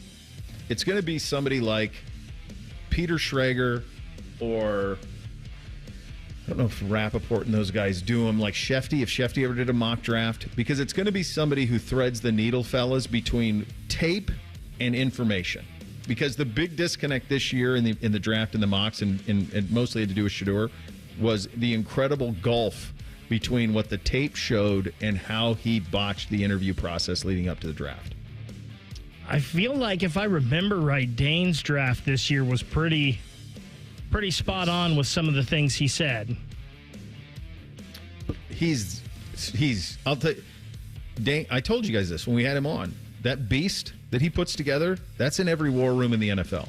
Yeah, he had that UCLA linebacker, a top 40 prospect. Mm-hmm. And so he was drafted right around where he should have been to the prospect's ability and what he's shown on the tape. Yeah. Like there were a lot of wins there. And I think the quarterback thing's the most glaring. And it's a lot to what we've discussed where you thought this time last year, or at least a couple weeks prior to the NFL draft in 2024, you thought, well, Carson Beck's going to be the top guy. Quinn Ewers is going to be the top guy in 2025. And Ewers went 7th round. Beck's going to try to play at Miami. Yeah. This one from Bill. The subject is Ryan Day. Why do we need a presser on April 29th? Hey, coach, take a break. It's almost like, hey, Columbus, don't forget about us. And the national championship Buckeyes football team and next season upcoming is not important right now. We just had a spring game and all the hoopla attached to that. You're exhausting Buckeye Nation, Ohio State football. Let it go for at least a month or so now. Is mostly about NIL maintenance ongoing. He's boring us with jibber jabber. Go away for now, Ryan Day. We don't need to hear from you currently. Jeez, Bill. Can't please them all. And I'd also tell you this, Bill. It's another facet of the job, and it's become a big one, which is fundraising. They can't go away. They can't. He's owner, CEO, chief marketer, all of it. I'll tell you what, Bill sure doesn't do a show every day 9 to noon on 97.1 The Fan. That's for sure. He wouldn't be saying that. No, he would not be. This one from Kevin. The subject is Doug LeMaurice. Bo, he writes, Penn State fan, big fan of your show, as you know. I didn't, but thanks, Kev. I nearly wrecked my truck driving between job sites a few weeks ago when Doug LeMaurice mentioned that this was year 10 and James Franklin had a chance to win the Natty. It's not happening. Love my Nits, but James Franklin hasn't won anything except a Big Ten title over Wisconsin in 2016, and that was after Ohio State special teams fell apart in the second half that year in Happy Valley. So this is a realistic Penn State fan. Yeah, could the follow-up email, if we could just get that sent in, like, do you think if James Franklin doesn't make a college football semifinal, would they finally ask to move on from him? I think they're just too worried about being Nebraska, which I just think is unfortunate for them. I think that program could be more. This one from Kevin. Hey, Bo, I think if you do this, or I'm sorry, the subject, excuse me, 100 men versus the Silverback. I think if you do this, my money is on the Gorilla, especially if you kick him in the groin. That will just tick him off even more. 100 Schlegel, still not a chance. So we had an expert who said that as well. Yeah. A coyote expert. Wildlife ecology expert. I can't imagine kicking a wild animal in the nethers is going to get you to the desired outcome there. Like, this isn't like a wrestling match. I asked Joe Thomas if 100 of him could take him, and he said absolutely not. And he brought up something that I hadn't heard before in the rest of these conversations. The surface area to attack the gorilla. Like, people say, well, we could have 10 guys on each arm. There's not enough surface area for it. And then people say, get the gorilla to the ground. They're used to being on the ground. Double leg takedown. Like... They're happy there. That's exactly what Berm said this morning when they were talking about it on Juice. Yeah. He said you could only get 4 or 5 guys on the gorilla at once. Yeah, and then he would just throw them is kind of the way that it goes. I think we've reached the conclusion of that, and I think the answer is what it is. I got a couple more to get to, including some Montana summer tourism guides that I'll give for a loyal listener. In addition to that, Texas is paying big for its roster in 2025. Will we hear about it every week like we heard about our roster last season? That's coming up next. Bishop and Friends right here on The Fan. We're the highest rated sports radio station in America. There's no joke there. We just are. The Fan, Ohio's sports destination. Hey, what's up? It's T-Bone for Window Nation. May is officially here, and so are the rising temperatures. Before you know it, you're going to be wondering what else you can do to keep cool during the dog days of summer. Beat the heat and keep the AC in your home with Window Nation's energy-efficient vinyl windows. During their semi-annual sale, you'll get 60% off and a free entry door when you purchase a house full of windows. Plus, no money down, no interest, and no monthly payments until 2027. That's a whole lot of savings and a super smart investment, especially when prices are rising. So how exactly does Window Nation keep the prices affordable? Well, they work directly with top window manufacturers in the country, which means all their windows are assembled right here in the USA. Plus, their windows come with a lifetime warranty, so you'll keep saving long into the future. Window Nation's semi-annual sale ends soon, so don't miss your chance to get 60% off. Plus, a free entry door when you purchase a house full of windows. And you pay nothing until 2027. Schedule your estimate right now at 866-90-NATION or visit windownation.com. That's windownation.com. Military veterans and active duty service members, you could become a certified cyber warrior with just 12 weeks of training at My Computer Career. Cybersecurity specialists are in high demand, and IT pros with these skills often enjoy abundant opportunity and a great lifestyle. Protect our people, liberty, and treasured institutions from cyber threats. SkillBridge and other VA benefits are available to those who qualify. Learn more at mycomputercareer.edu/CWP. That's mycomputercareer.edu/CWP. Discover uncompromising quality at a reliable price with Giant Eagle and Market District. Find everyday savings and bargains on produce, meat, and more. Look for signs throughout the store highlighting long-term lower prices. With our weekly sales, deals for days promotions, and My Perks loyalty program, Giant Eagle helps make the most out of every shopping trip. Surround yourself with savings at Giant Eagle and experience value like never before. Visit Giant Eagle and Market District today to see how easy it is to save. What? All the budget has to be used now? And we can use all the media buy? Javier's marketing firm just got its dream funding. Okay, ideas. Bobbleheads? No. T-shirt cannon? I seriously need some help here. He needs to find marketing managers who are worth every dollar. I need Indeed. Indeed you do. Sponsoring a job on Indeed gives it a visibility boost so you can hire faster. Redeem your $75 credit at Indeed.com/credit. Terms and conditions apply. Thy ticket, Lady Jennifer of Coolidge. Well, many thanks, good sir. Here'th my Discover card. They accept Discover at Renaissance fairs? Yeah, they do here. Discover is accepted at the places I love to shop. Getteth with the times. With the times? You're playing the lute. Yeah, and it sounds pretty good, right? Discover is accepted at 99% of places that take credit cards nationwide. Based on the February 2024 Nielsen report. The Fan has been ranked as the second best sports station in America by our industry peers. A heartfelt thank you is in order. But we're not doing it because we're better than that hillbilly Birmingham station that came in first. Thanks for nothing. Have you ever told a friend? Oh, I'm fine. When you really felt? Just so overwhelmed. Or sent a text? Can't sleep. Are you awake? When you couldn't find the words to say? I'm scared to be alone with my thoughts right now. Then this is your sign to reach out to the 988 Lifeline for 24/7 free confidential support. You don't have to hide how you feel. Text, call, or chat anytime. Have you experienced foot or ankle pain during or after sports, running, or exercising at the gym? Nagging aches in your foot or ankle that won't go away? Podiatric physicians can provide you with important foot care solutions, shoe inserts, or show you how to support your feet and ankles so you're able to compete or exercise comfortably. Ohio Foot and Ankle Medical Association podiatric physicians are located throughout the state and have been serving the profession and the public for over 100 years. For more information or to find a member of the Ohio Foot and Ankle Medical Association near you, visit ohiofoot.org. Fan weather. From the Logan AC and Heat Services Weather Center. We're looking at a stormy Thursday forecast. Highs in the 80s this afternoon. Scattered showers and storms possible throughout the day. The best chance for severe weather will be the afternoon and evening. We have a 10 TV weather impact alert day in place, so stay weather aware. Storm chances start to dwindle tonight, but they come back for Friday. Could see a gusty storm out there as well. That's your latest 10 weather impact forecast. I'm meteorologist Michael Behrens on 97.1 The Fan. We're your radio home for the Buckeyes, Browns, and all the NFL games you can handle. We may have a bit of a football problem. Oh, yeah. The Fan, Ohio sports destination.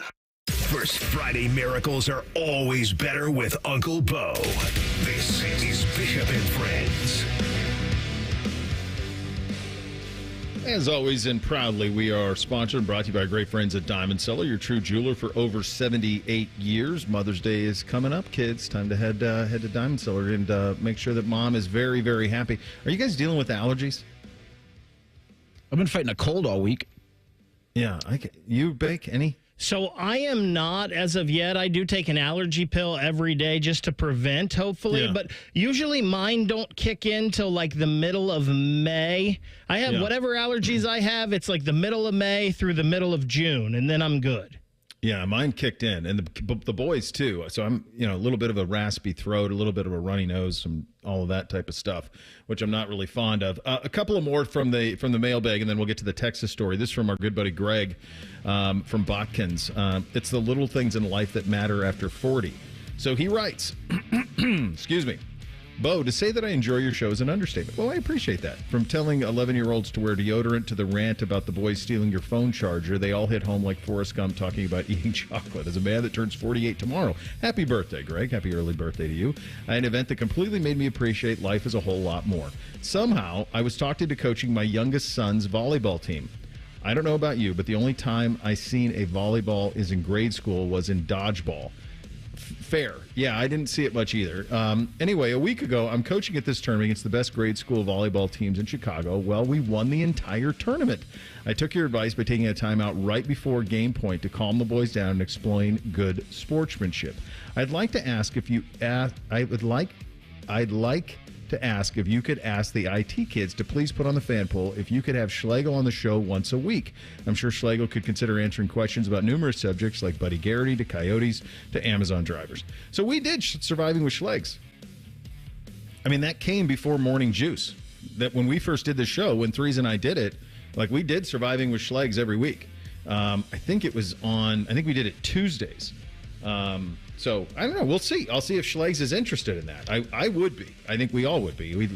Anytime he's available, it's a win for everybody involved. But we'll run that up the flagpole. Last one. This is from Nate. The subject: travel tips to Big Sky Country. As a longtime listener from Hocking Hills, I get to tune in almost daily during my work days in sales traveling through our great state. Over the years, I've taken full advantage of yours and other hosts' recommendation, anything from TV shows to movies to restaurants to drinks. I would now like to pick your brain on travel tips to your old stomping grounds, if you have shared on many occasions how beautiful Big Sky Country is. As I am fairly a new empty nester, 4 kids, young adults, 27, 25, 22, 20. Good job out of you, by the way. I'm getting ready to turn 50 this June. I recently took my wife of 26 years that I would like to see a place to have mentioned many times over the years, Glacier National Park. With that being said, could you recommend the best travel tips for like a 5 or 6 day adventure in Montana? Where to fly into, places to stay, and what else would be must see? Any pitfalls or waste of time things to avoid? Is a short trip like this enough to get a taste of Montana? Wife is a school teacher and her summer months aren't limited, but mine are as far as vacation time available. Here's what I'd say, Nate. I think there's two trips that I would tell you if you've never been to Montana. There's 2 you can do. You can either do the southeastern portion of the state, and you can do that's the Bozeman, Big Sky, Yellowstone National Park, Livingston, Murray Bar, Murray Hotel, fly fishing expedition. That one is awesome. It's great. The one you're referring to is Glacier National Park. So this is close to where I grew up. So what I would do and this is the other one. These are both great. So I would fly into Kalispell, Montana is where I'd fly into here. You can either stay in the park if you're lucky, but my hunch is depending on, you're going to go in June, so that you're not going to stay in the park because those hotels are booked up years in advance. There's a great lodge in St. Mary that you might be able to try. Sometimes that's available. But I would fly into Kalispell. I would stay in Whitefish or just on the western edge of the park. There's some places there. 5 to 6 days is plenty of time to see it. So you're going to do a couple of days in Glacier. You're going to do Flathead Lake probably a little bit. Go to Big Fork and sort that out. Whitefish in and of itself is really, really cool. I think it's now called Whitefish Mountain. It used to be called Big Mountain, but they have kind of like a summer. It's a ski resort, but in the summer they have like bobsled stuff where you can like bobsled down the mountain. They have like biking that you can do on the ski resort, and you just take the chairlift like all the way up to the top and just get an incredible view of everything. The one thing I will tell you that time of year is be careful, because one thing you have to do in Glaciers, you have to do going to the Sun Highway, which it takes you up to the top, and it can be 75 degrees. You can play around on 10-foot glaciers. The thing you got to be careful about there is making sure that enough snow is melted that the road is open, because sometimes there's still so much snow that you can't get up there. So, and the other thing, one other tip on that, so they started doing this a couple of years ago because the demand in the national parks after COVID got to be so extreme out west. You actually had to buy like a ticket to go on the drive. Like it wasn't just when I was a kid, like anytime you wanted, but there was such demand in the national parks after COVID that now you have to like get on a lottery to get a ticket to drive up. For example, like the big, kind of, I guess, experiences, which would be like going to the sun, you have to have like a ticket to do it. So just be aware of that. But 5 to 6 days is plenty. Fly into Kalispell. If you want to, I would rent a car for sure. And then you could even fly out of like Missoula if you wanted to. If you wanted to see kind of the Bitterroot Mountains and some of that, you could do that pretty easily and have a very nice trip out of it. So there you go on those type of things. Always happy to help as your Montana tourism expert of choice. All right, I saw this story yesterday. Kurt Bowles, who forever was at the Austin American-Statesman and that more recently has been at the Houston Chronicle, and apparently those two things are all one now. He has covered Texas football forever, and he reported yesterday that Texas's football budget is estimated between $35 and $40 million for the 2025 season. I'll be honest with you. I think for some people there was sticker shock. For me, guys, there wasn't. I went, yeah, I think that's the cost of doing business. Now, what's interesting about this is being paid through the Texas One Fund, which is their big, NIL collective. A couple other things that I thought were very interesting about this. Number one, they actually thanked Quinn Ewers. Steve Sarkisian applauded quarterback Quinn Ewers for not taking money from the Texas One Fund, although the Texas source said he got some, but was paid the bulk of his money by corporations so Texas could have more good players around him. So Quinn Ewers was doing true NIL. Primarily, right? Like he was my name, image, and likeness from a corporation. I'm not just getting paid to play, which is what is happening throughout the sport. This I also thought was interesting. Arch Manning is by far the highest paid Texas player, as expected he would be, but doesn't take a dime from the school. He and his family acquired all his deals on their own with no help from the school. So obviously Arch is equipped to do that more than anybody else because of who he is. But they're taking no money from Texas. So the deals that he has with Viore and Panini's and all that stuff, they got that on their own without the help of the university. Now, how many kids could do that? Less than 1%. Yeah, has there been a better connected college athlete? No. Bronny James. Bronny James. Yeah. That's the and list. Bryce James at Arizona. Like that's, those you have to have famous dad to be able to do it. Do you think this year, whether it's on ESPN or it's on Fox and the pregame stuff, we will constantly be told, because I think Texas is going to start the year number one in the country. Will we constantly be reminded this is a $40 million roster the way we were reminded last year of the amount Ohio State spent? Yes. Like that's talking point 1 or 1A. Like in Texas comes to town with their $40 million roster, quarterbacked by Arch Manning. Oh, I think ESPN will do it. I think Fox will do it. Think? I think that's the intro for those. I think Texas is one of the schools that, yeah, when that kind of dollar amount gets thrown around or whenever there's something like, whoa, that's a lot of something, like Texas, Ohio State, Alabama, Michigan. Like every time you see Michigan, they're going to bring up, Bryce Underwood and the $10.5 million quarterback. Yeah, those will be talking points. I'm not as sure as you are about it. I think it will be some, but it felt like every week we were hit over the head with it.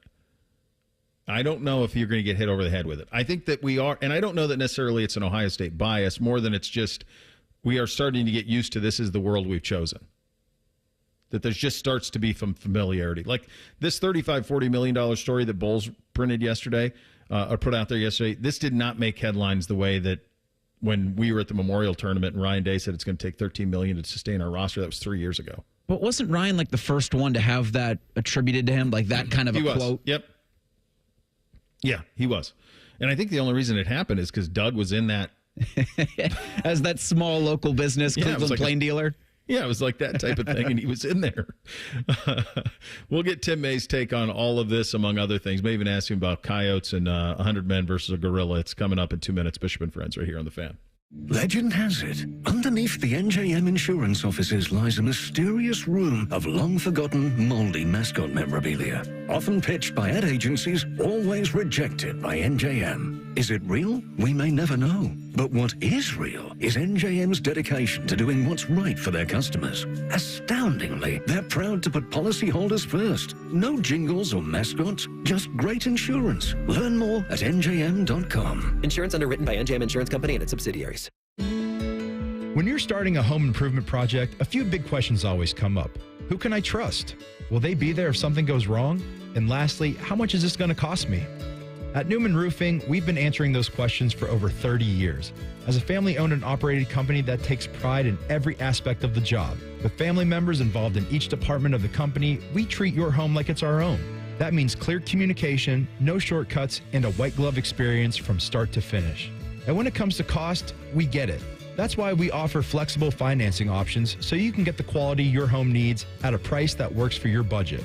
Don't just take our word for it. With over 700 five-star reviews on Google, families across Central Ohio are sharing their Newman Roofing experience. For roofing, siding, and gutter solutions built around family, call Newman Roofing today at 614-NEW-ROOF. That's 614-NEW-ROOF, or visit online at newmanroofing.com. Don't just get a new roof, get a Newman roof. Guys, what's up? It's Matty Ice, and I'm here with Wendy's. And if you're looking for your next sandwich love, check out the Cajun Crunch Chicken Sandwich. This sandwich really has me feeling the heat, and it's packed with bold Cajun flavors that add that perfect little kick. Plus, it's topped with crispy onions that give it a satisfying crunch in every single bite. And did I mention this is all on top of Wendy's iconic spicy chicken sandwich? So if you love that, you have to get your hands on this Cajun Crunch Chicken Sandwich before it's gone. For that little extra kick, it's got to be Wendy's. Open until midnight or later. Bishop and Friends is sponsored by Diamond Seller, your true jeweler for over 75 years. The Fan, Ohio sports destination. After putting up with Dom Tiberi for a decade, the broadcast gods gave Bo these two. This is Bishop and Friends. All right, normally we do this on a Friday, but he was gracious enough to move it ahead one day to a Thursday, so it is 10:30. We'd like to talk to our good buddy Tim May, who joins on the Bryan Heating and Cooling Systems fan guest hotline. You know Kirk Bowles, don't you? You probably crossed paths with. I know him extremely well. I was on his radio show or podcast down in Texas several times, but like you said, he's with the Houston Chronicle now, and but it's all one big movie base. Because he was in good use there. He was in he was at the Austin American Statesman forever. And then surprising that he ended up at the Chronicle. The reason we're talking about all of this is because he published a story yesterday about what it's going to cost for Texas and their roster and upwards of $40 million for the roster. I'll be honest with you, Tim. I'm like, well, yeah, that makes sense to me. The one thing that I thought was newsworthy was that Arch Manning is taking nothing from Texas, that everything that he's doing is on his own, now acknowledging that he's 1% of the 1% who could probably pull that off. Do you think we are at a point where fans of the sport are just getting used to how much this costs to do business? Yeah, I mean, I don't know if that's even shock therapy anymore, but when Ross Bjork admitted to Ross Dellinger last year about the $20 million thing, that kind of came out of nowhere, and it's one of those things where you wished you'd asked that question, right? Got it. But the point was, then it was the only number out there, Bo, and everybody, all the pundits still hang on it throughout this, through the season. But even now, the best team money can buy. Well, my estimate based on what I was hearing from other people, where there were other programs that were at least in that ballpark, if not higher, and most of them were down south, as you would expect, and one was way out west. Past that tour drive you just gave everybody through Montana, out in Oregon, and so the problem with Ohio State was it was the only number that was out there that was quote on the record end quote. But we all knew the cost of doing business, and I'm not surprised by this number. But see, but I think the true number would be including Arch Manning's deals in it, because that's truly the cost of doing business, if in fact that is the term you would use right now, because even if he's getting his from a quote outside source, he's still getting it, right? And we've been in a new realm for a while now. It's just the figures are starting to catch up with everybody. And as former late Iowa coach Hayden Fry would have put it, what a surprise. To that end, dude, it is stunning how much people want to win college football games. So that's where I was going next with you, because I do think that there is something, and I think it was, if you look at how Ohio State mobilized last year, January and February, how quickly they mobilized. And people say, well, why did they mobilize? Okay, yeah, it was probably a little bit of motivation from what happened in the Michigan game, and people are kind of sick of that. And I think the other part of it, though, was this understanding that you had the team coming back. And when you have the team coming back, you're like, let's go all in. And I think that's what Texas is doing here, right? They got Arch. He's sat for 2 years. He's going to finally play in year 3. So they're saying, hey, we got a 2-year run here because he's not going to play just 1 year at Texas. So you got a 2-year run here for them to go win a national championship at Texas. And so let's put our money where our mouth is. And I think more and more programs, like, for example, I don't know what the booster situation is at South Carolina, but they love this. If they love this Sellers kid and they want to go all in the next couple of years, I think you kind of have to be choosy with how you spend your money, because as much as it's hard for people to wrap their head around, there isn't an endless supply of a river of money with which you can pull from. It's finite at times. That is correct. And the thing Ohio State did was got its act together from the standpoint of consolidation of NIL, interest, instead of 3 or 4 going at it willy-nilly. And the other thing was, you're right, they had a chance to have a great roster back. Texas had almost as many people drafted as Ohio State did. So Texas has lost a lot, from that team that played against Ohio State in the semifinal too. And number 2, I keep cautioning people about this, and not that I don't think this guy could be a really good quarterback, but Arch Manning, we're really putting the cart before the horse here when it comes to how good he is or can be. And to me, he's a little bit of an unknown, much like Will Howard was a little bit of an unknown, except Will Howard had started way more than that, 20-something games at Kansas State, and Will Howard was more of a known than Arch Manning for sure is. So I'm curious to see how that goes down, if things don't start out as well as they think they will. But yeah, the bottom line is consolidation. I've said this before. I wrote this story a long time ago when John Cooper was the coach and was catching grief. I said, man, if Ohio State interests all started rowing the boat in the same direction, it would be a magnificent vessel, Yeah. And they finally did. And that's really where today's run really started, was back in the early to mid 90s, under John Cooper, when the consolidation started. But now that you give people the ability to be very much a part of it all above board, it's a different magnificent machine. But yeah, that's where you're either going to have it or you're not. But Bo, that's the way it's always been. With the major programs, but Ohio State should have and is leading the way. I think Ohio State's got the best major college football program in the country as we speak. Yeah, everyone's chasing at this point. Yes. Once Saban leaves Alabama, and you've seen, here's the thing people don't realize, the Southern schools actually benefited tremendously from the under the table version, because the money didn't get this big this quickly. You know this. When you think of the teams in the Southeastern Conference who can afford yearly $40 million NIL, it's Texas, it's Texas A&M, it's probably Tennessee, just on the backs of a couple of billionaire boosters there. But not everybody down there is flush with cash like that. The way that Larry Ellison helping Michigan get a quarterback for $12 million or whatever. Not all of those programs are rich with funding the way that some of those ones at the top are. And I think really this NIL being above board hurts a lot of them, Tim. Yeah, I think Georgia could be in that realm. I think Arkansas can be in that realm. Alabama, it's a great one on Arkansas. Alabama wants to be in that realm. I'm like you said.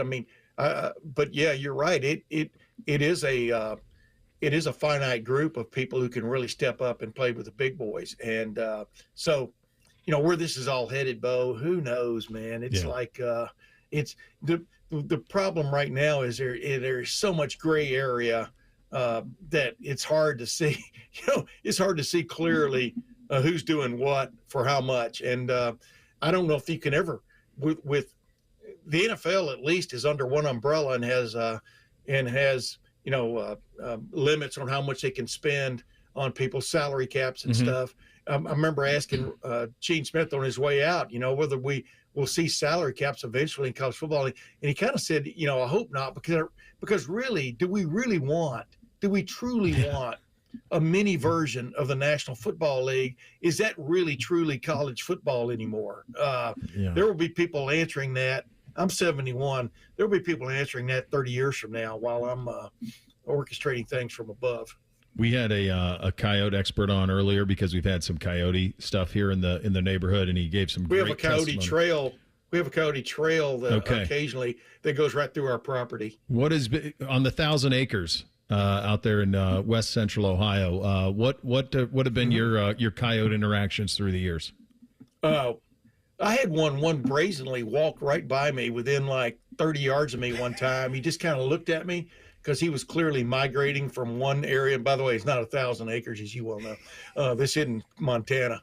And he just looked at me and just kept going. He reminded me of a Disney special I saw one time when I was a little kid. It followed a coyote all around. It was exactly the same thing. But you can hear him at night when I get my little my Yukon solo stove going, you know? Yeah. You can hear them yapping all over the place out in the different areas that don't have houses on them yet, you know, and they congregate, and who knows what hijinks are up to. I've never put a cam up, but we had a rabbit cage. We had show rabbits for a while. You know, my wife has tried all kinds of things, and we know they were around them on occasion, the cages, but never got into them. By the way, the 100, what is it, 100 men versus that's the next thing. 100 men versus one silverback. Go. Well, I've read where silverbacks can be upwards of like 20 times stronger than the average man. Yeah.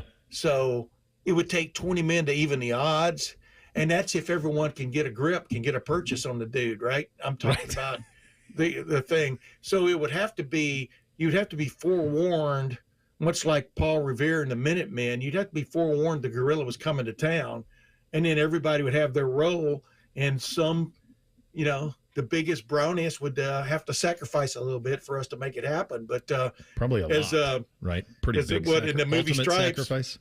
Yeah, as in the movie Stripes, Harold Ramis, you know, believe me, when we attack that gorilla, I'll be behind you all the way.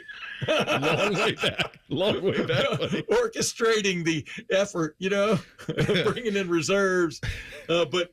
I don't think you could have enough guys get a grip on the guy, get a grip on the gorilla, you know, at one time to make a difference. Joe Thomas said that. I asked him about it yesterday, and he told me that the issue he would have is there's not enough surface area for the gorilla for like 10 people to get a hold of a limb. That as soon as you got near it, he'd just start flailing and you just go flying. You can't even wrap your arm around their neck. Yeah. I mean, there's no neck. It's like watching Mike Tyson walk into the ring, you know. When I did that one time, followed him, and I mean, this guy was built to born and built to throw the uppercut. You know what I mean? Yes. And but the gorilla aspect of things, there's nothing to grab. I mean, they can ball up in a ball, and you can't even grab a finger. And you don't have a weapon, so how are you going to puncture? You're not going to do anything. I think that's where weapons were invented. Was the gorillas were ruling the world until the man got a stick. We got a stick, and we said all of a sudden we can handle things. All right, buddy. Yeah, and a big rock. A big rock. All right, buddy. Good talking to you as always. Always a pleasure, brother. You know that. All right, there he goes. Tim May joining us on the Bryan Heating and Cooling Systems Fan Guest Hotline. We had a little thing or not a thing up next. Bishop and Friends right here on the Fan. We're known for three things: games, conversation, and Common Man yelling about things only he cares about. The Fan, Ohio's sports destination. You just realized your business needed to hire someone yesterday. How can you find amazing candidates fast? Easy. Just use Indeed. Start at Indeed.com/credit. As men get older, our bodies change. We all know that, and often we just accept the changes as the way it is. But some of those changes, such as bad sleep patterns, low sex drive, brain fog, no energy, and reduced gains in the gym, could be due to low testosterone, and that is something you can change. This is Jeff for Tri-State Men's Health, and even if you're in your 30s, or if you're experiencing some or all of the symptoms I just noted, you very well may need low testosterone treatment. With our treatment protocols, if you're like most men, you'll be amazed at the change. You'll have more energy, improved mental clarity, and your sleep will be better, so will your workouts, and you'll likely find your sex drive increases too. So give us a call today and make a change for the good. And for a limited time, new patients will get their initial appointment free, which includes blood work and a medical consult, because we believe low T treatments could have an incredible impact on your life. Call 800-900-9654 or go to tristatemenshealth.com. We have 6 offices in the tri-state area to serve you. Tri-State Men's Health, a Promenic restorative health practice.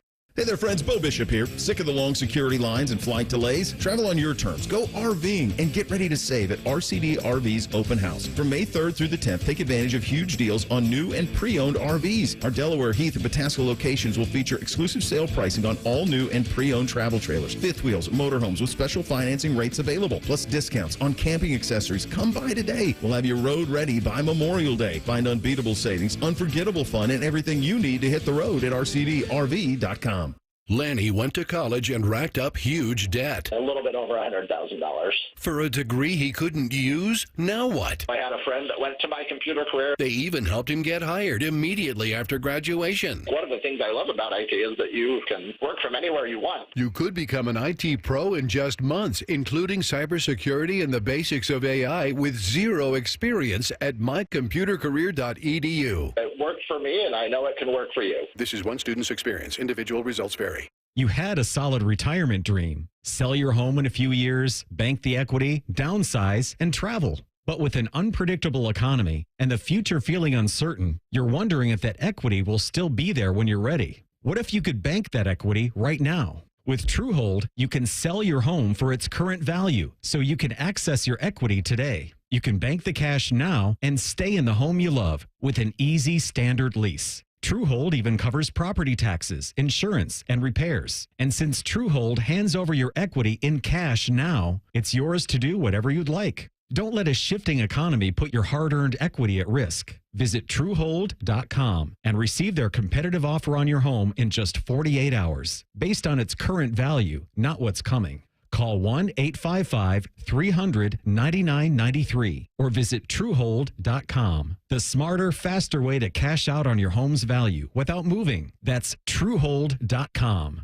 What's the best way to make sure you don't miss any of your favorite fan shows? Oh no! Download the Fan app, silly. Ah, damn it, I knew that. App Store, Google Play, or just scream right at your phone. Psst, you can also listen to Buckeye games. Do it now. Save big money on all lawn care products at Menards. Revolutionize your landscaping experience with our Dig-Free Edging, a hassle-free solution that transforms your outdoor space effortlessly. Our innovative edging system is designed for easy setup without disrupting your lawn. Save today on all Mastermark Dig-Free Edging at Menards. Plus, check out our weekly flyer on Menards.com for all the great deals happening now. Save big money at Menards. When it's time to ask life's biggest question, make sure your ring says it all. Hi, it's Alex Johnson from the Diamond Cellar, and we've been helping couples say yes for over 78 years. From brilliant cuts to better prices, the quality and selection of our diamonds is unmatched. Because diamonds aren't just our business, they're our legacy. Visit us at Diamond Cellar on Sawmill Road or Easton Town Center and learn more at diamondcellar.com. Bigger diamonds, better prices, guaranteed. The Fan Poll is brought to you by Caster Connection. Visit CasterConnection.com to shop online or to work with our Caster Solution specialists. Pull up a stool and ask the bartender for something neat, because Uncle Bo is on the radio. This is Bishop and Friends. All right, time for a little thing or not a thing on a Thursday edition. Hit it, fellas. Thing or not a thing. Sponsored by Apex Plumbing Pros. All right, the CBS Sports Classic will be in Atlanta this December. Okay. Ohio State's rumored to be part of the field that includes North Carolina, Kentucky, and UCLA. But the Bruins have reportedly backed out of that this December and will be replaced by St. John's. St. John's is reported to be playing Kentucky in that event. Ohio State will battle UNC. Thing or not a thing? You know, it sucks. It's really cool that they're in this thing because these are blue bloods when you talk about the teams that are involved. Here's the two things that really suck about this, and this is why it's not going to be a thing. Why is St. John's playing Kentucky in Atlanta? Like, nobody wants to see that. They want to see Pitino at Rupp. So that's just the jumping off point there. The second thing about it is these things usually happen on a Saturday in December where they go head-to-head with what is now the college football playoff, and these things get swallowed up. The third thing that happens with these is there are entire seating sections empty. You know why? Because nobody in Atlanta is going to go to Ohio State, North Carolina. Now, the Kentucky St. John's thing, Big Blue Nation will travel anywhere. So that'll be near full. I've seen that firsthand, both at Rupp and at neutral sites. So they'll travel anywhere. So there will be a good crowd for that and down to Atlanta. But these being neutral sites are the biggest failure. I lamented about this last year when we did this thing. Like, play these games on a campus so people get an environment. You cannot play these games in these sterile environments where nobody cares. It's brutal for ball. There was a time when things like this really mattered and people would show up. But to your point, Bo, you don't get enough people in there in an arena that's that big that it's just not a great environment. So Patino in Kentucky, I think that's always a thing. I think it's always a thing when you can get Ohio State and North Carolina together because I think that color matchup just looks so cool. Please, Ohio State, wear script something or the Jimmy Jackson Grays in that game. Don't botch that one. Don't mess that up.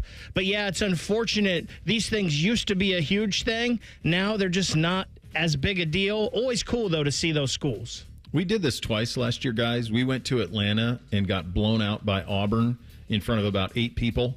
You remember this game on a Saturday, December 14th? Try to forget it. Yeah. Then the next Saturday, we beat Kentucky at Madison Square Garden in front of what looked like about 17 by 20 points, though.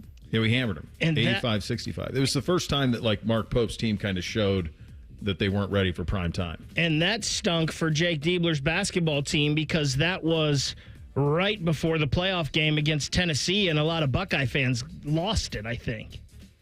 There's no question. That's my problem with this stuff. Play these games on campus. It's cool to play North Carolina. You know what's really cool? Having Carolina come here. And what difference does it make to CBS? It's just a television show for them. The CBS Sports Classic can be St. John's at Kentucky, and it can be North Carolina at Ohio State or Ohio State at North Carolina. Then you get atmosphere. You play in Atlanta for who cares in Atlanta? Before the Lakers were eliminated by the Timberwolves last night in Game 5 of their first-round series, LA's head coach J.J. Redick was asked by a reporter if he would lean on his assistants more when making substitutions in the fourth quarter.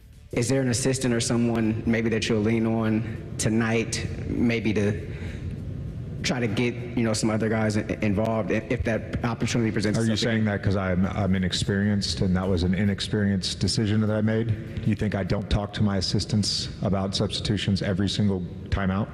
No, I just think there's a lot of coaches lean on their assistants in those situations. As do I, every single time. That's a weird assumption.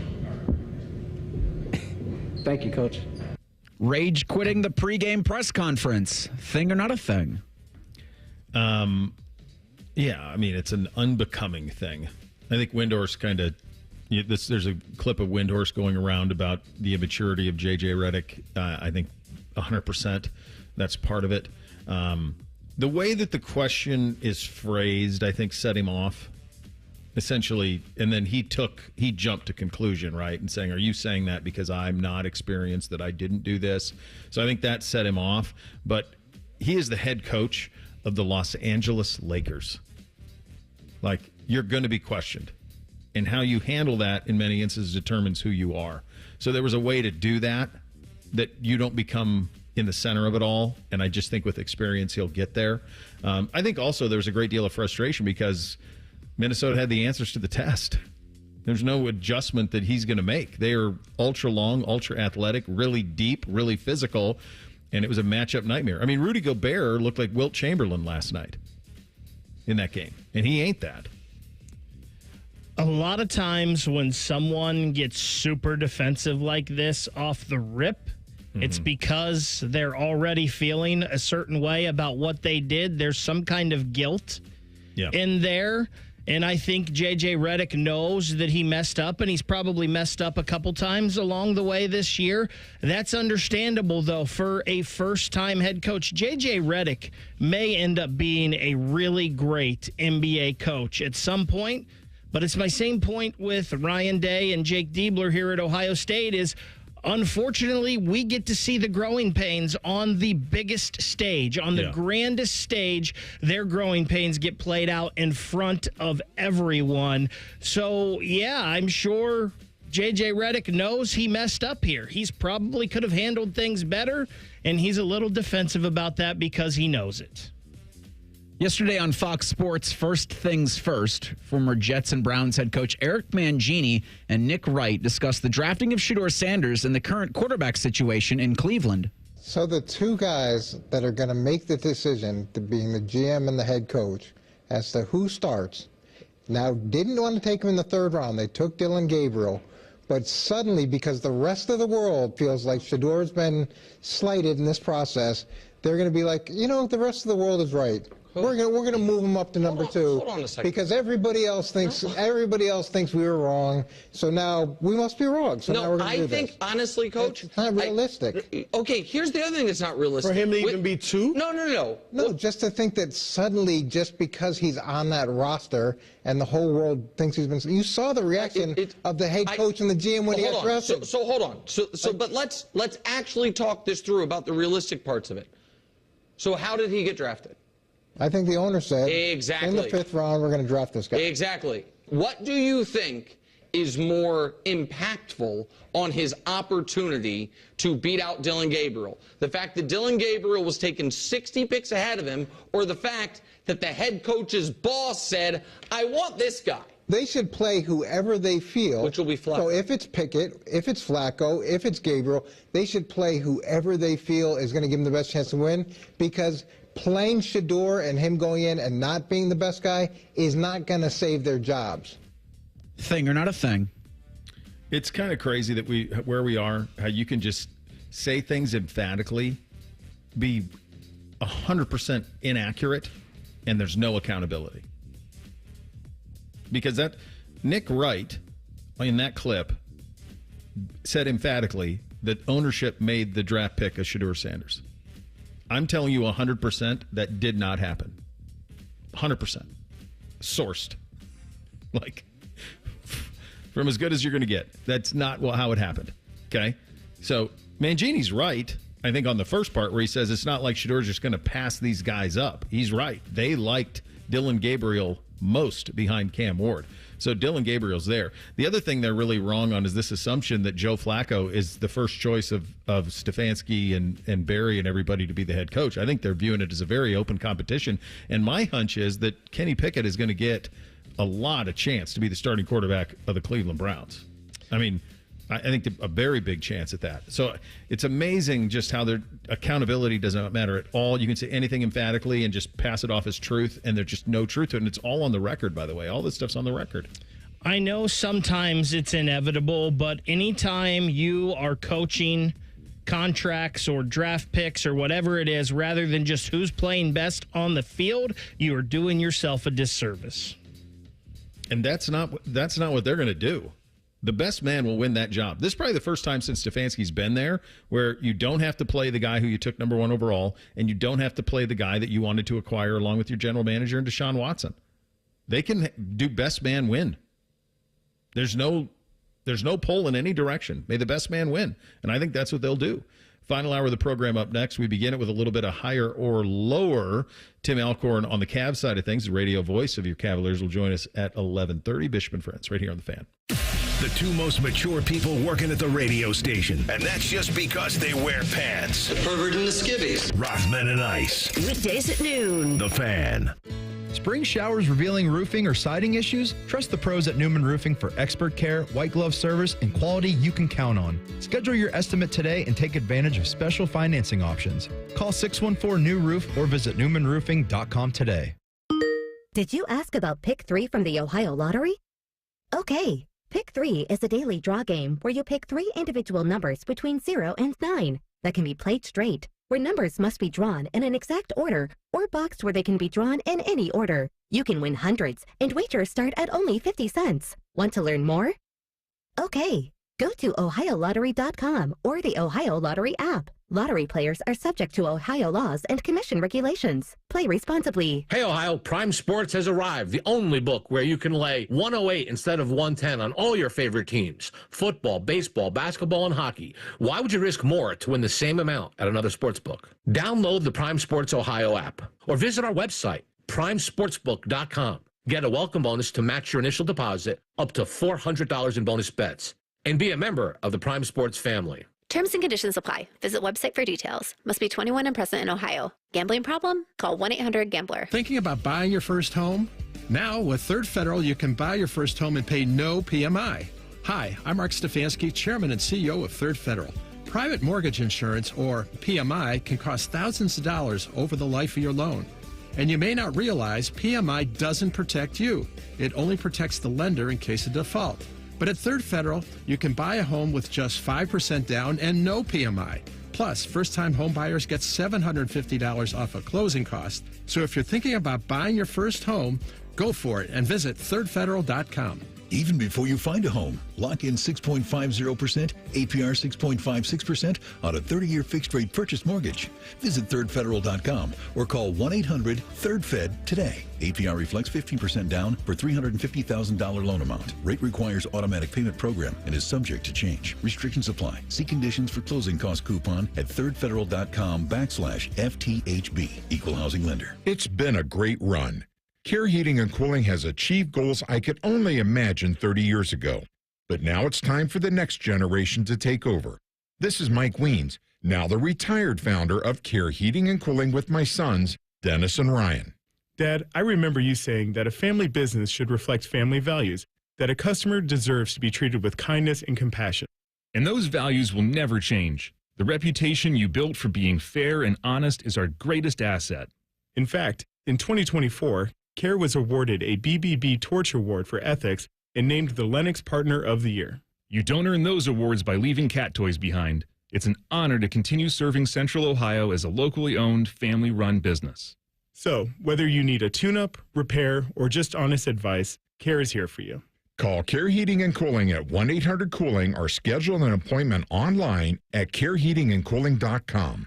When you need a company you can trust. Sometimes I hear a sparkling sound. Like when we say, all you have to do is point? There it is. That's the sound of magic happening. Magic like we can come the day you call us? Wow. Call 1-800-GOT-JUNK or visit 1-800-GOT-JUNK.com. Hey, it's Bobby Carpenter. Spring is here, and it's time to refresh your yard with Ohio Mulch. With 15 convenient locations in Central Ohio, it's easier than ever to get your mulch ready for the season. Need it delivered? No problem. Save $50 on home delivery when you order online. Whether it's mulch, soil, or even stone, we've got your yard covered. Visit OhioMulch.com today and spruce up your garden with the best. Ohio Mulch, landscape supply, cleaner, greener, better.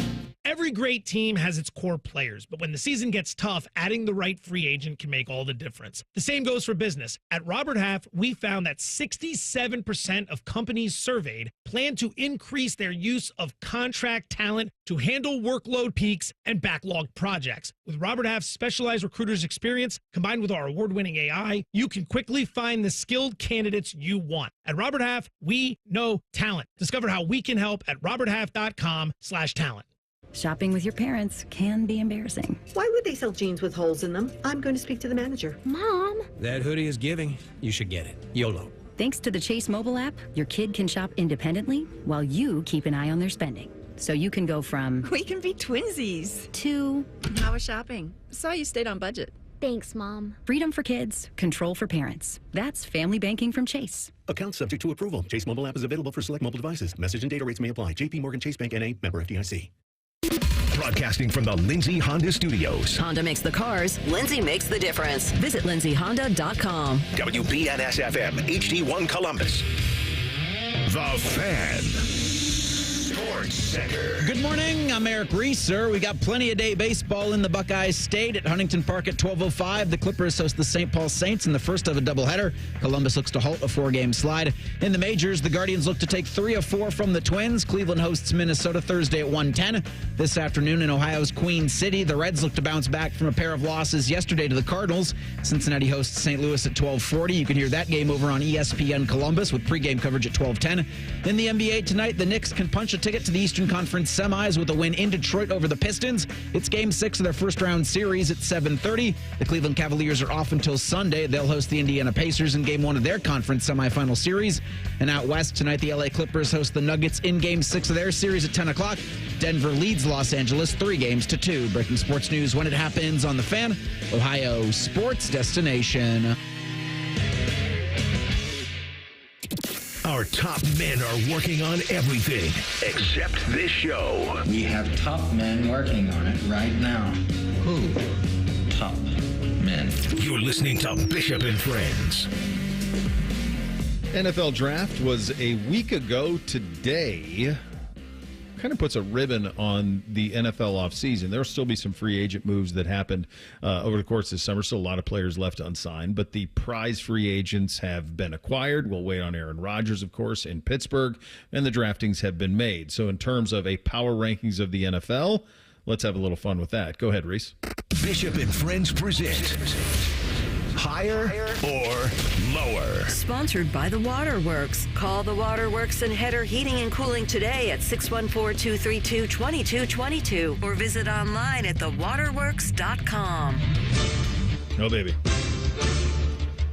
Friend of the program, Nate Davis of USA Today, has post-NFL draft power ranking of all 32 NFL teams. So if you don't like these, yell at Nate. Yeah. We're just giving you our thoughts on them. At number 1, the Philadelphia Eagles. Before the draft, they were number 1 on his NFL power rankings. Can't go any higher than the top spot, but higher or lower for the Eagles at 1? Well, this is the old Ric Flair, right? To be the man, you got to beat the man. Yeah, I mean, they're pretty well set up. I mean, they kind of got their important guys signed. Here's the thing, and I think this speaks a little bit to, because I think the front office that the Browns are trying so desperately to emulate is Philly. I mean, Andrew Berry's a Howie Roseman disciple. They run it that way. Kat Hickman, who's his assistant GM up there, like she was under Howie in Philly for a while and then came over. So like this is what they're looking for. But it's also important to realize that the Philadelphia Eagles, they stumbled into Jalen Hurts in the second round. And when you stumble into a franchise quarterback in the second round and you get a deal done with him that quite honestly now is below market value, you can do all of these things. And the other thing Philly really does is hit on picks. And they have a type and they draft to that type. And they've had the same kind of system for a long time. I mean, Howie's been there a long, long time. So there's a type of what a Philadelphia Eagle is. And yeah, I think they are awfully sustainable as currently constructed. Yeah, I think the Eagles, they're the defending champs. Their draft, if you look at just their top 3 alone, I feel like I don't care what they did after that. Getting Jahad Campbell where they did was good. Andrew Makuba, a guy that will fit right in with them as far as their structure and their team philosophy and their room. And then great value on defensive tackle Ty Robinson out of Nebraska. It feels like guys just fall in their lap and they knock it out of the park every time. They improve their team. I think they got to be number 1. At number 2, the Baltimore Ravens. At number 3, the LA Rams. At 4, the Kansas City Chiefs. And at 5, the Buffalo Bills. Higher or lower for the Bills at 5? I'll tell you, the attention getter there is Rams 3. He's the highest of anybody I've seen on the LA Rams. So they nailed their 2 draft picks last year with the 2 Florida State guys. And that's a big part of it. He writes, once in future Kings, 3 years removed from winning the Super Bowl, the new look Rams were the only team to challenge Philly in the playoffs. They've now swapped out Cooper Kupp for Devontae Adams. I had forgotten about that. Added more fresh talent to the defense and are set up to replace Matthew Stafford with multiple first-round selections in 2026. Stafford showed no signs of slowing down. I think they got the salary worked out. My hunch is they're not moving off of him anytime soon. That seems a little high for the Rams for me.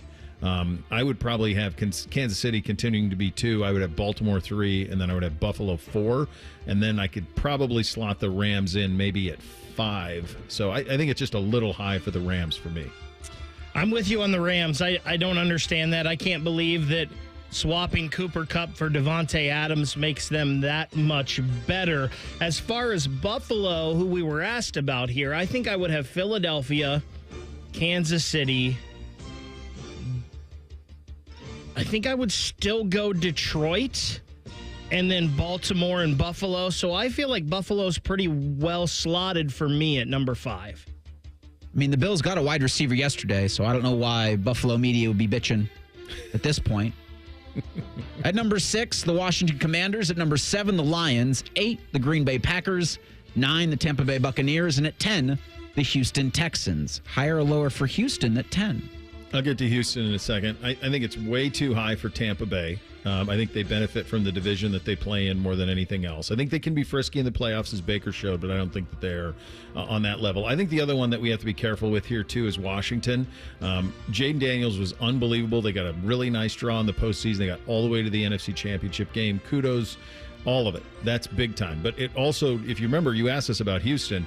Think about kind of the reverting to the norm that Houston did last year. So I think you could see that a little bit in Washington. So I would have Washington come down a little bit. I'd have Detroit in there in the 6th spot. And like Bake, you could even put Detroit into the top 5. I'd be cool with it. They had about every injury that you could have over the course of this season. I like Green Bay a lot. I think they're good.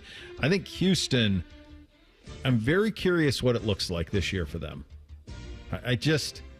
I was disappointed in year 2 of that regime. So I would have Houston probably a little lower. In fact, I would have the Bengals ahead of Houston because give me Burrow and those receivers. And right now they still have Trey Hendrickson. So I have the Bengals ahead of Houston too. The Bengals are 12th on this list. I think this is pretty close to Houston. I may say it's like 1 or 2 spots too high because I'm with you, Bo. I think the Bengals, I would go with them over the Texans, maybe even the Broncos, and I think the 49ers probably have a bounce-back year here. Maybe last year was the beginning of the end for them, but I still think they're probably a little bit ahead of Houston, so I would drop Houston a spot or 2. So as you mentioned, Bo, the Cincinnati Bengals are at 12. Again, this is Nate Davis of USA Today's NFL post-draft power rankings. At 11, he has the Los Angeles Chargers, 12 the Bengals, 13 the Denver Broncos, 14 the 49ers, 15 the Seattle Seahawks. At 16, the Pittsburgh Steelers, who jump up 10 spots where they were before the draft. Steelers at 16 now, higher or lower?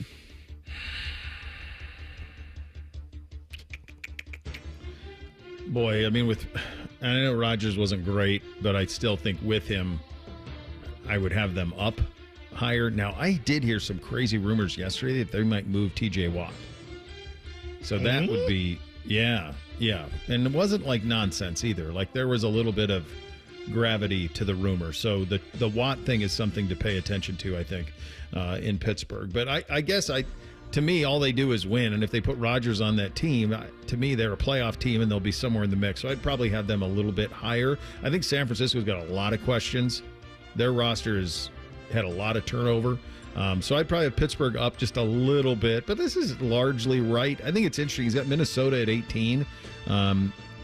That's a big fall for a team that went, 13-4? So, I mean, that one will depend on J.J. McCarthy more than anything else. Yeah, I feel like the past few years, the Pittsburgh Steelers have been right about this, right? Yeah. They're a middle-of-the-road team in the NFL, and that's right where they are here at number 16. So I'm going to say this is good for the Steelers. All right, let's jump into the 20s real quick. At 25, you have the New York Jets. At 26, the Jacksonville Jaguars. 27, the Atlanta Falcons. 28, the New York Giants. At 29, the Cleveland Browns. Higher or lower for Cleveland there? It's a 3-14 team. So boy, he's really down on Atlanta. Here's the thing though, like somebody's got to lose. So somebody who was good last year is not going to be good this year. I don't like the Jets as much as being 25th. I don't see that as all. This is probably somewhere between 24 and 30 where you're going to find the Browns. Is kind of my probably view of it. I think that's a fair way to start. I'm very fascinated what they do at quarterback. I think what's almost as interesting as that is to have Indy at 30. Like that's a team that feels like, I'm sure in their building they're like, we're going to make the playoffs this year, but he's got them 30th. The Saints dead last too is also pretty interesting. You got Tennessee 31. So I think I would have the Browns a spot or 2 higher. I can't believe that with Joe Flacco at quarterback, if that's the way it goes, which I think it will be at least to start the season, I can't believe that's better than Jackson Dart or Russell Wilson or Jameis Winston, what the Giants are throwing out. Mm-hmm. So I don't think I would have the Giants behind the Browns. And I know you disagree, Bo. I don't think Jacksonville's going to be very good this year. I know it's not a great division, but I don't think Jacksonville will be good as all. I have a feeling that Jacksonville pick will be higher in the draft than Cleveland's. If they are bad, then don't you have to question if Lawrence needs a change of scenery? If you're not doing it already. You do, You know? But I think this year it'll be more the unproven on the coaching staff than Lawrence. Duval. He asked it in the form of a question. He did a little bit. All right. Boy, the Belichick story gets more interesting by the day. His daughter-in-law weighed in. We'll share that with you. In addition to that, Jake Diebler with some comments to the Lantern on how to fix the shot. Changes could be coming. They're desperately needed. We'll get to that coming up next. Bishop and Friends right here on The Fan. We have so many local shows, I can't fit them in a 10-second promo. So let's just say we're live and local all damn day. The Fan. Welcome to Tire Discounters. Oh, you're the Carfax guy. The Carfax from Carfax. Wow. And you, sir, work at Tire Discounters. I sure do. The Carfax top-rated service center. Oh, right. You know, a lot of that's because of our services. But people think we're just about tires. Maybe it's your name. Yeah. Tire Discounters. And your jingle. Oh, you like it? I think it needs something. Yeah? Like what? Hit it. Plus brakes, oil changes, shocks, and struts, and more. Now that speaks to me. There's a new way to surround yourself with savings at Giant Eagle and Market District. Shop Giant Eagle's uncompromising quality at a reliable price with everyday savings. Look for signs throughout the store to find bargains on produce, meat, and more. Visit Giant Eagle to see how easy it is to save. Hey, it's Leslie from Pella Columbus. I'm Wilson from that other window place. One of my favorite things, Wilson, is the look on people's faces when they see the end price for Pella windows. Yeah, I'm always hearing, does it look like I'm wearing my money britches? More like, I can't believe we get the Pella look and quality at these prices. Oh, you went the other way with that. You're hearing good things. Oh, this is awkward. Get the window that homeowners rated the leading window brand in Columbus at PellaColumbus.com. Hey, what's up? It's T-Bone. Guys, listen up. How many of you out there have been diagnosed with sleep apnea? Maybe your partner can't tolerate your snoring every night. You can't stand your CPAP machine. I totally get it. But the good news is there are alternatives to the CPAP machine. And Dr. Mark Levy is here to change your sleep and your life. Trust me, your spouse will thank you later. Dr. Mark Levy can customize an oral appliance that opens your airways, helps you breathe better, and of course, stops your snoring. That's the main point. It's quick and comfortable and an alternative to those bulky, loud CPAP machines you always hear about. For over 15 years, Dr. Mark Levy has led the way when it comes to treating snoring and sleep apnea, and now he's expanding his practice to better serve his patients with a brand new location in Marysville. I love Marysville. If you're snoring and not sleeping, you need to call Dr. Mark Levy's office today. Do not delay. Schedule your appointment today with Dr. Mark Levy at 1-800-MORE-SLEEP. That's 1-800-MORE-SLEEP. You can also visit him online at sleepbettercolumbus.com. And now, sleepbettermarysville.com too. That's our us. When dreams sunk in, that's our us. Right now, get $1,500 off a shower or tub replacement or $3,000 off a full bathroom remodel, plus low to no monthly payments. Call 380-225-BATH to schedule your free estimate or go to bathsareus.com. 380-225-BATH. That's our us. When dreams sunk in, that's our us. Before you start your day, UDF has already started baking your breakfast. We're making biscuits and croissants in our bakery served with sausage, egg, and cheese before you hit your first alarm. Fresh baked breakfast sandwiches from United Dairy Farmers. UDF. Mornings made for you. And now, Public Education Matters with Ohio Education Association President Scott Tomorrow. Every Ohio student, no matter where they're from, what they look like, or how much money their parents make, deserves a world-class public education that empowers them to reach their full potential. That's why we need our lawmakers to fully and fairly fund our public schools in this state budget. Call your state senator today. Public Education Matters, brought to you by the Ohio Education Association. Fish has been named the third best sports program director in the country. The two dudes who finished ahead of him are dead. So we're declaring him the winner. You're listening to the home of champions, the Fan, Ohio sports destination. Hello, it's John Kozik, founder and president of TurboTrack Realty. Do you want to sell your property, however, you need a little help getting through the process? Let's say you have years of belongings in the home. It needs a lot of updating, you're overwhelmed, and you may need help finding a place to go. I will help you. Visit us today at TurboTrackRealty.com or call me now for an all-cash offer and, more importantly, the help you need at 614-470-2000, 614-470-2000. Fan weather. From the Logan AC and Heat Services Weather Center. We're looking at scattered showers and storms throughout the day today. Some of those could be strong to severe, especially this afternoon. A 10 TV weather impact alert day will be in place, so make sure you're staying weather aware. As we head through tonight, storm chances eventually start to wind down, but they come back for tomorrow. Could see a stronger gusty storm, but those chances will be smaller for your Friday. That's your latest 10 weather impact forecast. I'm meteorologist Michael Behrens on 97.1 The Fan. We've been your Jackets flagship station since day one. All the goals, all the action, all the memories. Your home for the Columbus Blue Jackets, the Fan, Ohio sports destination. If you love a good pie analogy, think of the cap as a pie, and once you take out one piece, there's less left for the next guy. then this is the radio show for you. You're listening to Bishop and Friends. Well, if you're like me, you're sick of those long security lines, the flight delays. I don't know if there's a flight I take that isn't delayed in one way or another. Well, here's the thing you can do. You can travel on your terms. You can go RVing. Get ready to save at RCD RV's open house, May 3rd through the 10th. That's this weekend. Takes advantage of huge deals, new and pre-owned RVs, Delaware, Heath, Pataskala locations. Feature exclusive sales pricing on all new and pre-owned travel trailers, fifth wheels, motorhomes. Special financing rates are available, plus discounts on camping accessories. You've got to get out there. They're going to have you ready to be road ready by Memorial Day. Find unbeatable savings, unforgettable fun, and everything you need to hit the road at rcdrv.com. Tell them Bo sent you. They'll take care of you on that side of things. I think we've reached the point now with the Belichick. It's just one thing after another that we're now. This is, I mean, Barstool has this. This was Belichick. This Fox News is doing this too. Belichick's daughter-in-law actually weighed in. Jen Belichick, the wife of Bill's son Steve, weighed in with her own opinion. Apparently, Julian Edelman put something on social defending the 24-year-old Jordan Hudson. Edelman said that Hudson was just doing her job as public relations representative to chime in and shut down a question since she or her boyfriend did not want to talk about it. Nikki Glaser agreed. Nikki Glaser, the comedian, is weighing in on this. Then Jen Belichick said, "Hold my beer." Steve Belichick's wife and daughter-in-law of Bill referred to the TMZ report in which she claimed that Hudson delayed Bill's interview with CBS for about 30 minutes because she stormed off.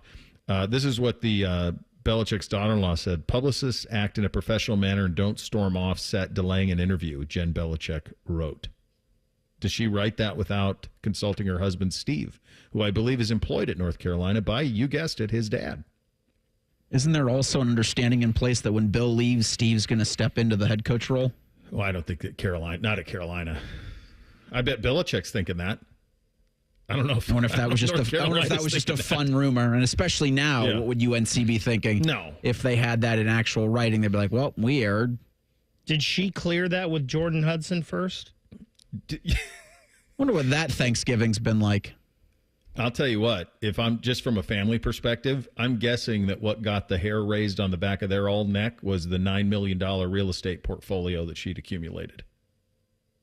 Wait, Dad, you're doing what with the money? I thought we were getting that. What's going on here, man? That is, I'm guess, is what led to this. Hey, the adult toy museum. Business is hopping these days. Business is crushing. That's the mom-in-law, man. I mean, if you're Carolina, you just got to be. I mean, this is North Carolina, guys. This isn't some run-of-the-mill. I mean, like there's juice to Carolina. The mom in White Lotus was a Tar Heel. And someone stole all her lorazepam. They just have to drink myself to death. Drink myself to sleep. They have to be thinking, Mac Brown was the same age and he didn't act like this. There's just, and it's so in the face. Like there's a way to do it, so it's just kind of, this is kind of a weird thing, awkward thing. But now it's something that every day is something else, and it's hard to imagine this ending very well for anybody involved in all of it. Jake Deep, this is a really good get out of the Lantern. They got to sit down with Jake. What was cool about the get was the questions that were asked, because they were some of these answers I've not heard from Jake before, and he's been doing the media rounds for the last month or so since the portal has been opened. One of the things that the folks at the Lantern asked him about was the atmosphere at the Schott and what they could do to enhance it. This is something we've talked about a ton. I've seen it at its best. I've seen it at its worst. Here is Jake on some changes that could be in the offering. It's going to get better. I can say that. I'm really excited. Ross and I have been working closely, and he has invested a lot of time and energy in raising the level of the atmosphere in the Schott.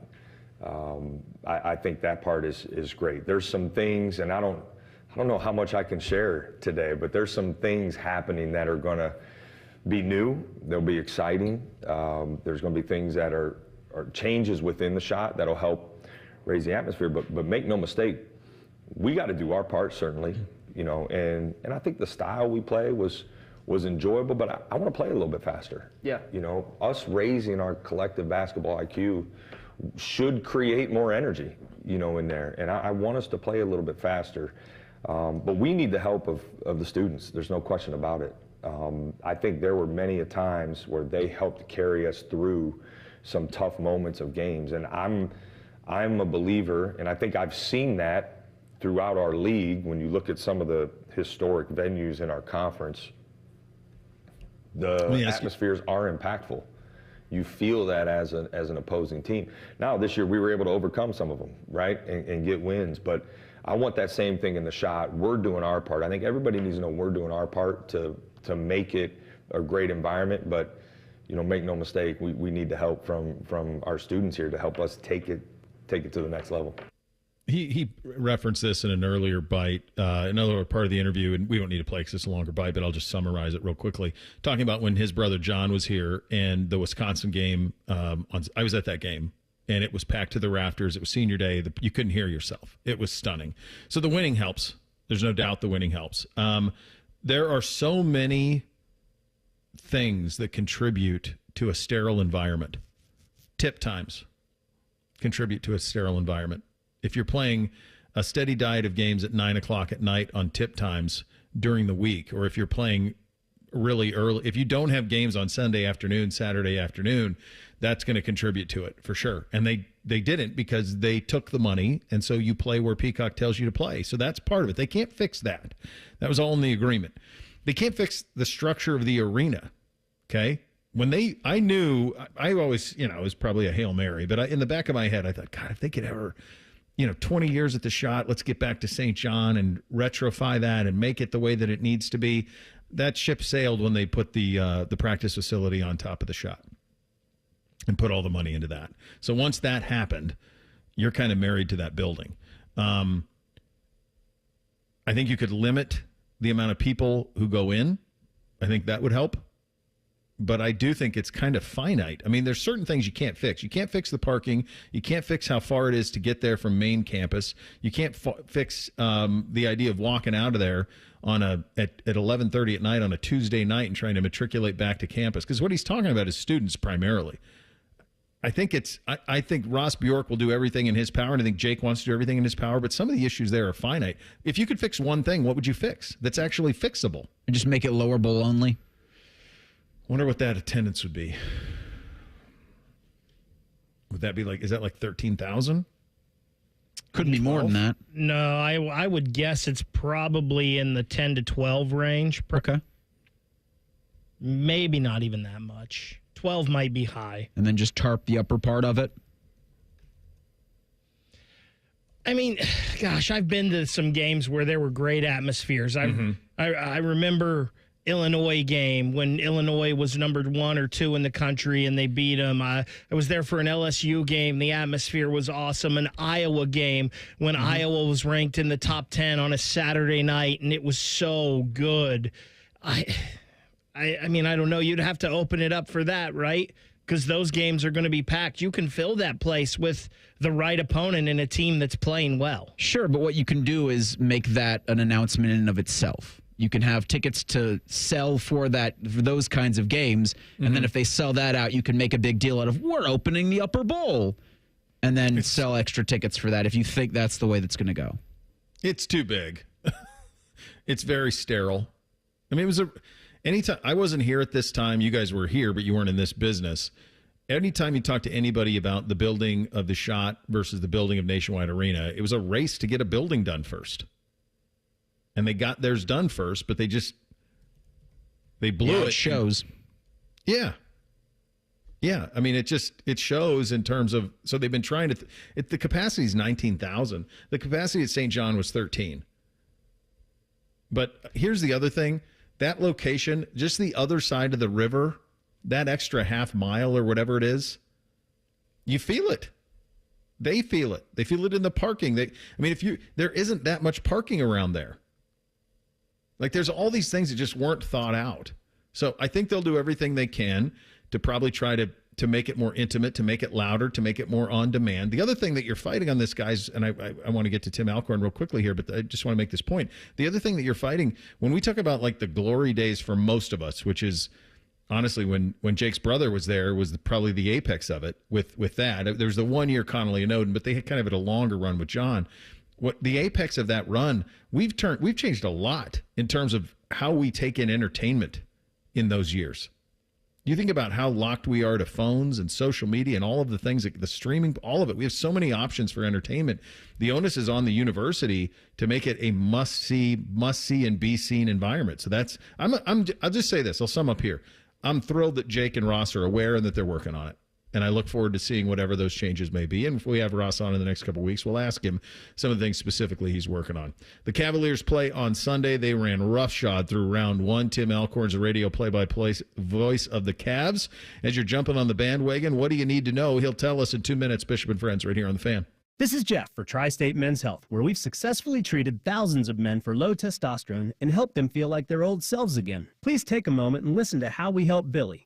Hi, I'm Billy Hatcher, a former professional baseball player, and I'm a patient at Tri-State Men's Health. Before I started the treatment, it was like my body was sore all the time, and I was feeling very, very sluggish. One day, I would be full of energy, and the next day it was like, where did all my energy go? And since I've started, my body hasn't felt this good in a long time. I feel like, I'm not 21 to 25 again. It's just been great. I feel very, very comfortable coming here. When you have the energy, it's amazing. You get to do so many other things that you couldn't do prior to that. If you're tired of hurting in the mornings, you want to improve your health, you want to feel better, give a call to Tri-State Men's Health. I promise you, you will feel better. Thanks, Billy. It's true. Call 800-900-9654 or go to tristatemenshealth.com. Military veterans and active duty service members, you could become a certified cyber warrior with just 12 weeks of training at My Computer Career. Cybersecurity specialists are in high demand, and IT pros with these skills often enjoy abundant opportunity and a great lifestyle. Protect our people, liberty, and treasured institutions from cyber threats. SkillBridge and other VA benefits are available to those who qualify. Learn more at mycomputercareer.edu/CWP. That's mycomputercareer.edu/CWP. Spring into a new vehicle at Crown Automotive Group of Dublin. Luxury, power, and adventure, all waiting for you. Explore our vast selection of exquisite Mercedes-Benz, the all-new rugged Ineos Grenadier, and the powerful lineup of Chrysler, Jeep, Dodge, and Ram vehicles. Crown Automotive Group in Dublin is proud to be the only dealership in Columbus awarded a J.D. Power Dealer of Excellence Award for the customer sales experience. Visit Crown Automotive Group of Dublin on Perimeter Drive in Dublin. Or online at crowncarsdublin.com. Crown Automotive Group, the better way to buy. Bishop and Friends is sponsored by Diamond Seller, your true jeweler for over 75 years. The Fan, Ohio sports destination. If you say something with enough confidence, it must be true. You're listening to Bishop and Friends. All right, Eastern Conference semifinals begin on Sunday up in Cleveland. Cavs and Pacers. Been a long-time fan of the man we're about to have on now, and excited to have him on. Tim Alcorn, radio play-by-play voice of the Cavaliers, joining us on the Bryan Heating and Cooling Systems fan guest hotline. Tim, you've seen a lot of Cavaliers teams, certainly through the years, and you've had a front row seat here for a little bit. When did you realize that, and we're a long ways from what this team really wants to be, but when did you realize that they were onto something special with this group this year? Yeah, well, first of all, Bo, great to be with you. I appreciate the invite. And I go all the way back to training camp when the Cavaliers, for the first time ever, left the state. They went down to Florida to IMG Academy in Sarasota. And Kenny Atkinson, from that very first practice, he had control of this basketball team, and he had their attention, and they were bought in. And you could sense something was really percolating. And then to get off to that 15-0 start, that's when you knew something was really special. And this team has just continued to play at such an elite high level throughout the campaign. A little bit of a lull at the end, but listen, they had the number one seed sewn up. They really didn't have a lot to play for, had a couple of nagging injuries, but you knew from the get-go this team was going to be really good. And I don't know if anybody had 64 wins on their bingo card, but it's been a very special campaign. Tim, one thing I noted, my kids watch every game, and so they're pretty locked into it. And one thing I noticed was offensively, it's a beautiful brand of basketball, and it's an unselfishness. It's next man, next man, next. I mean, it's it's everything you'd want kids to do when they play. How did Kenny get this team to buy in on that end offensively the way that they have? Great question. It's a direct result of Kenny spending the last 3 years in Golden State with Steve Kerr. Mm-hmm. And if you watch Cavs basketball under Kenny Atkinson, you see a lot of that Golden State influence. And it's interesting you asked that question, because when I was at training camp down in Florida and they started implementing this motion offense, Kenny would literally make the guys shout out during drills, drive, kick, swing, drive, kick, swing, and you would hear it in unison like a chorus out on the floor. But, man, it's a beautiful thing to watch. I love calling it, and as you said, for fans, it's beautiful basketball, but it's a Golden State influence. Just think of Steph Curry driving, kicking, swinging, and it's very much a Steve Kerr-type offense, and Kenny Atkinson, to his credit, says, listen, I bought into this when I was with Golden State, and it's worked beautifully here in Cleveland. I just literally wrote that down for coaching my kids, because I'm going to have them do that. They're going to yell, drive, kick. I mean, we're going to do that, because that's brilliant. The guy drives to the basket, he kicks it out, they swing it around, and if that guy doesn't have a look, he drives, kicks, and swings. So it's constant motion at the offensive end. Yeah, it's beautiful stuff. Listen, we knew what Donovan Mitchell is, a superstar at the highest level of the sport. Pretty good idea what Garland would be. Certainly there's been hope that Mobley would reach this point. He has, Allen. I love the patience that the front office had to stick with it, because there were people on the outside who said, well, you can't have both bigs playing together. You can't have two smaller guards playing in the same backcourt. And they said, let's see this through. And they did. And who gets credit for that? Kobe Altman. There's absolutely no doubt. And listen, I agree with you 100%. Kobe didn't listen to the noise. He didn't get caught up in the echo chamber. Let this thing play out. And he used Boston as an example. Listen, Jason Tatum and Jaylen Brown, they didn't win it their first couple of years, first 3 or 4 years. You got to let this thing bake, and you have to let these guys learn and grow and take some lumps, which they did against the Knicks 2 years ago and last year against Boston in the Eastern Conference semis. But that has just given them some battle scars, and it's allowed them to fuel that ambition and that drive for this year to say, okay, we know what this is about. We're going to keep this group together, as you said, and we're going to learn from what we've been through, and now we're ready to take what should be a monumental step. Boy, Tim, they went through Miami like a warm knife through butter. Indiana will provide a much stiffer test. We've seen these teams play a lot, obviously, through the years, and obviously this season the games have been what they've been. What challenges does Indiana present that obviously Miami was nowhere near? And if you are a Cavs fan with concern, where does it come in this matchup? A couple of things on the Indiana side. Well, first of all, you're right. They're a terrific club. You tend to forget they played in the Eastern Conference Finals last year. When Boston beat the Cavs, they moved on to face the Pacers. So you've got an elite superstar player in Tyrese Halliburton. You've got length that can match up with the Cavs, Jared Allen and Evan Mobley. Well, Indiana has Miles Turner and Pascal Siakam. So they're athletic. They can shoot it. tremendous coach in Rick Carlisle. And like the Cavs, they've been through these playoff wars, so they know what it takes. And guys, you don't hear it too often, but Indiana, since January 1st, went 32-13. Mm-hmm. They were playing great basketball the back half of the season. So, yeah, I agree with you, Bo. This is going to be a much stiffer challenge than Miami was in that first round. In terms of the matchups that this one will be decided on, that begins, of course, on Sunday, Tim, where does your head go right away?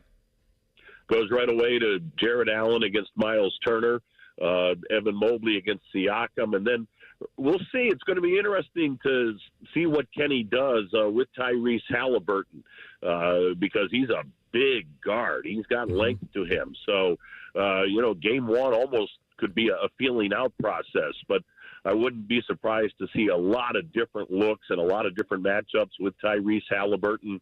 You could see DeAndre Hunter end up on Halliburton, or even a switch with Mobley if he switches defense to get some length on Tyrese out on the wing. But to me, that's going to be a real fascinating matchup to watch, not only on Sunday, but as the series evolves.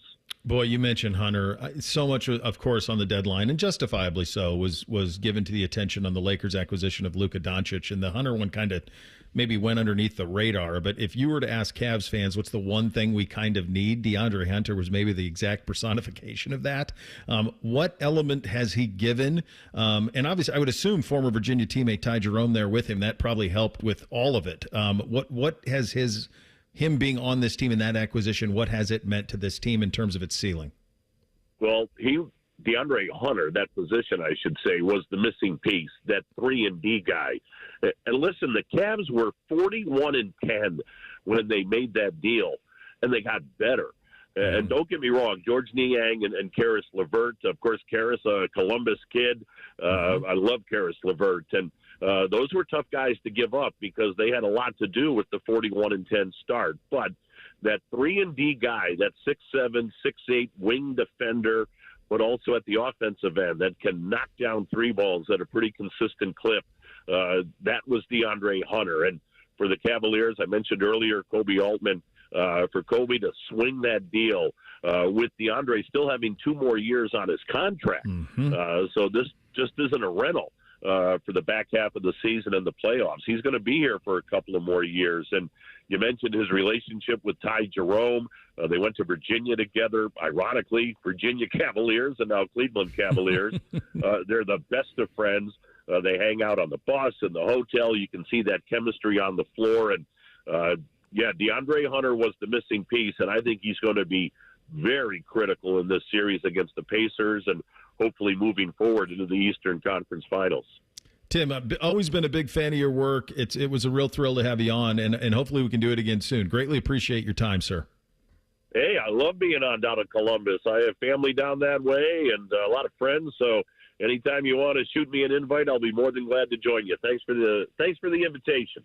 That was great. That's Tim Alcorn. He's radio voice of your Cleveland Cavaliers. We had talked. I think you get to an Eastern Conference final against Boston, and then Central Ohio really starts paying attention. I'm not talking about Cavs fans. I'm talking about general fans. And then you get to a finals, and look out. Then you're going to have full Central Ohio buy-in. That's kind of the threshold typically for the Cavaliers around here, and I would imagine it would play out this way as well. We'll get you 3 things on a Thursday up next. Bishop and Friends right here on The Fan.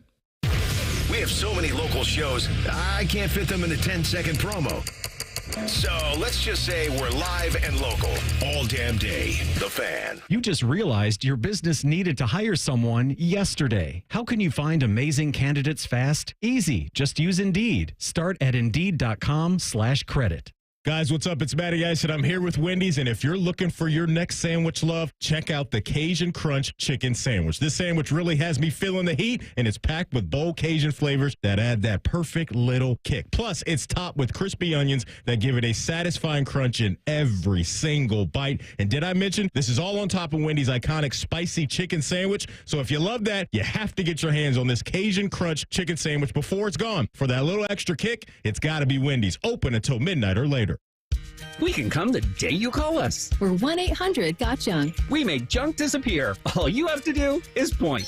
Brian, I've been meaning to ask you something. Okay, ask away. Sometimes when we're talking, I hear a little sparkling sound. Is it when one of us says, all you have to do is point?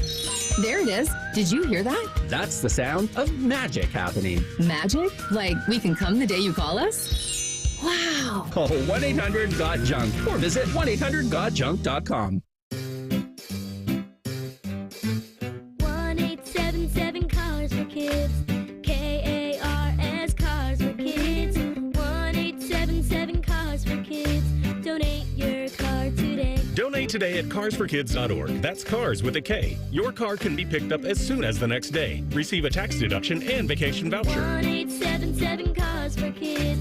Donate your car today. Now accepting donations of land, homes, buildings, or any kind of real estate. This is This Date in Reds Baseball with team historian Greg Rhodes. In the early days of baseball, when the teams played far fewer games than they do today, this May 1st date was the time the season officially began. And many openers were played in Cincinnati on this date in the 1800s. One of the most historic on May 1st, 1884, when the Reds played their first game ever in a little wooden ballpark at the corner of Finley Street and Western Avenue in Cincinnati's West End. Veteran Reds fans will recall that this was the address of Old Crosley Field, which later opened on this exact same site in 1912. Baseball in Cincinnati first played at this historic location May 1st, 1884. This date in Reds Baseball. This Date in Reds Baseball is brought to you by the Cincinnati Reds Hall of Fame and Museum, presented by Dinsmore. Celebrating greatness, preserving history, providing inspiration. Going up. Prices keep going up these days. It feels like being on an elevator that only goes up. Going up. But not at Metro. We're pushing the down button. Going down. We've lowered prices. Get one line of 5G data for $40, period. That's 20% lower. And you get a free 5G phone when you bring your number. Only at Metro. 5-year guarantee on eligible plans. Exclusions apply. See website for details. Not available at Metro with T-Mobile in the past 6 months. Tax applies. Bobby Carpenter is packing up morning juice and headed to YouTube. Catch Bobby and Tito on the Fan's YouTube page weekday mornings from 6 to 8. All the fun starts on May 12th. More Bobby, less commercials. Attack and dominate the Fan. Want to learn about Pick 4 from the Ohio Lottery? Okay, Pick 4 is a daily draw game where you pick 4 individual numbers between 0 and 9 that can be played straight, where each number must be drawn in an exact order or box where they can be drawn in any order. You can win up to $2,500 on a 50-cent bet. Learn more at OhioLottery.com or the Ohio Lottery app. Lottery players are subject to Ohio laws and commission regulations. Play responsibly. Want to go back to the radio? Okay. The Roofing Guys are your locally owned, trusted family business right here in Central Ohio. They've been hammering quality and service through the roof for over 25 years, offering professional services in roofing, siding, gutters, and more. Contact them at theroofingguys.com. That's theroofingguys.com. This spring, celebrate the sparkle that she brings to your life with something that sparkles right back. Whether it's for Mother's Day, an anniversary, or just because, Diamond Cellar has the perfect gift for the women who mean the world to you. Visit Diamond Cellar today on Selma Road and at Easton Town Center. All your favorite fan shows are available when you want them. Head to 971thefan.com and hit that subscribe button. The Fan, Ohio sports destination. With friends like these, who needs former college football players? This is Bishop and Friends. All right, Reese, what do we have in the poll today? The Daily Fan Poll. It's sponsored by Caster Connection, and we talked about it earlier in the show, but it asks, do you think Bill Belichick and Jordan Hudson will get married? Your options are absolutely not a chance. Just live together. This is a dark one. Bill dies while engaged. Oh, God. Ouch. Jeez. Not a chance is getting most of the love here to the fan poll. 60% of respondents say not a chance they get married. 13% say Bill's going to croak while they're engaged. 17% say they're just going to live together. And then 9% say absolutely those two will get married. One of the dumbest things in all of this is some notion that he's under some spell.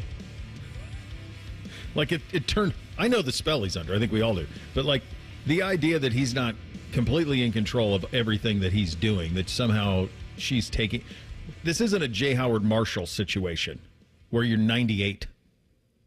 Like he was an NFL coach last year. Like this isn't that situation at all. You know what? Shame on everyone for not believing in true love. I'm not going that far back.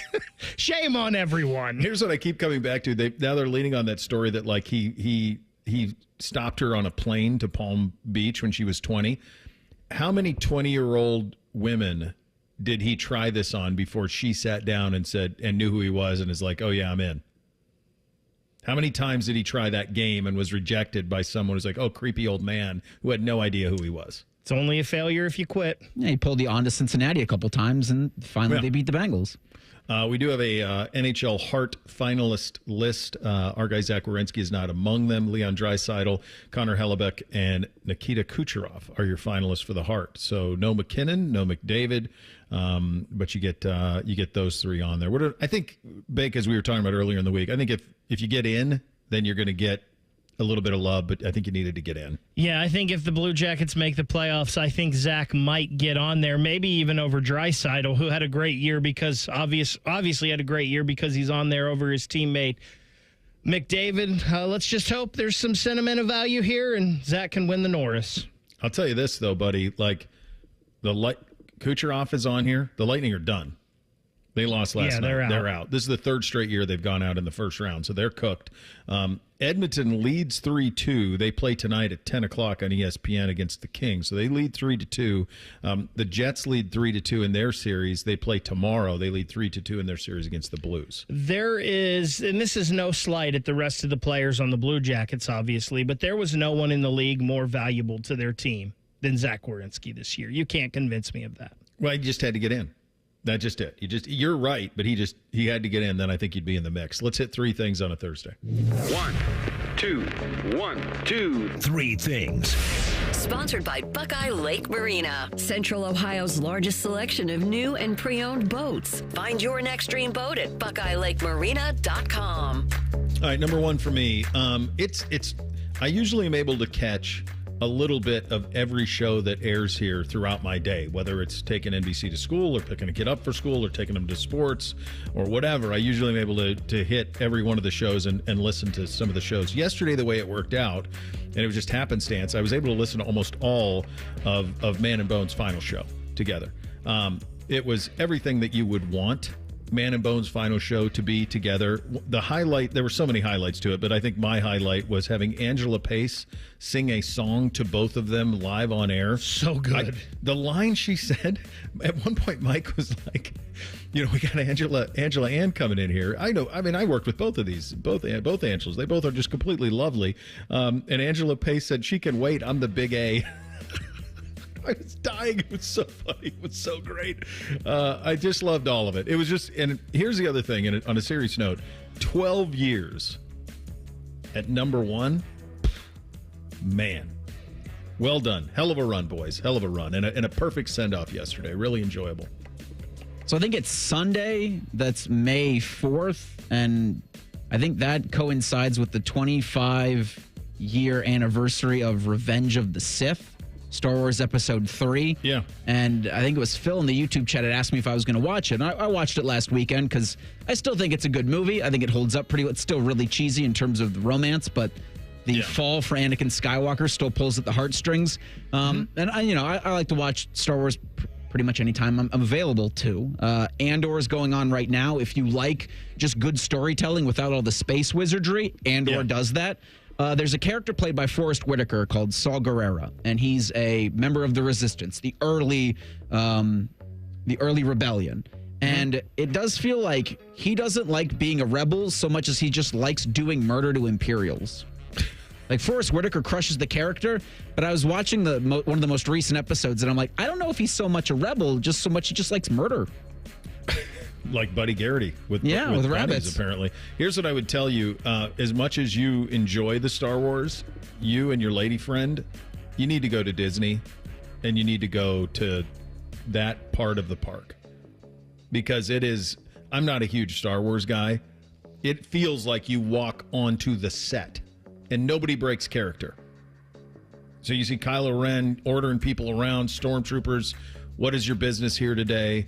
Like that's it. It's unbelievably how immersive it is.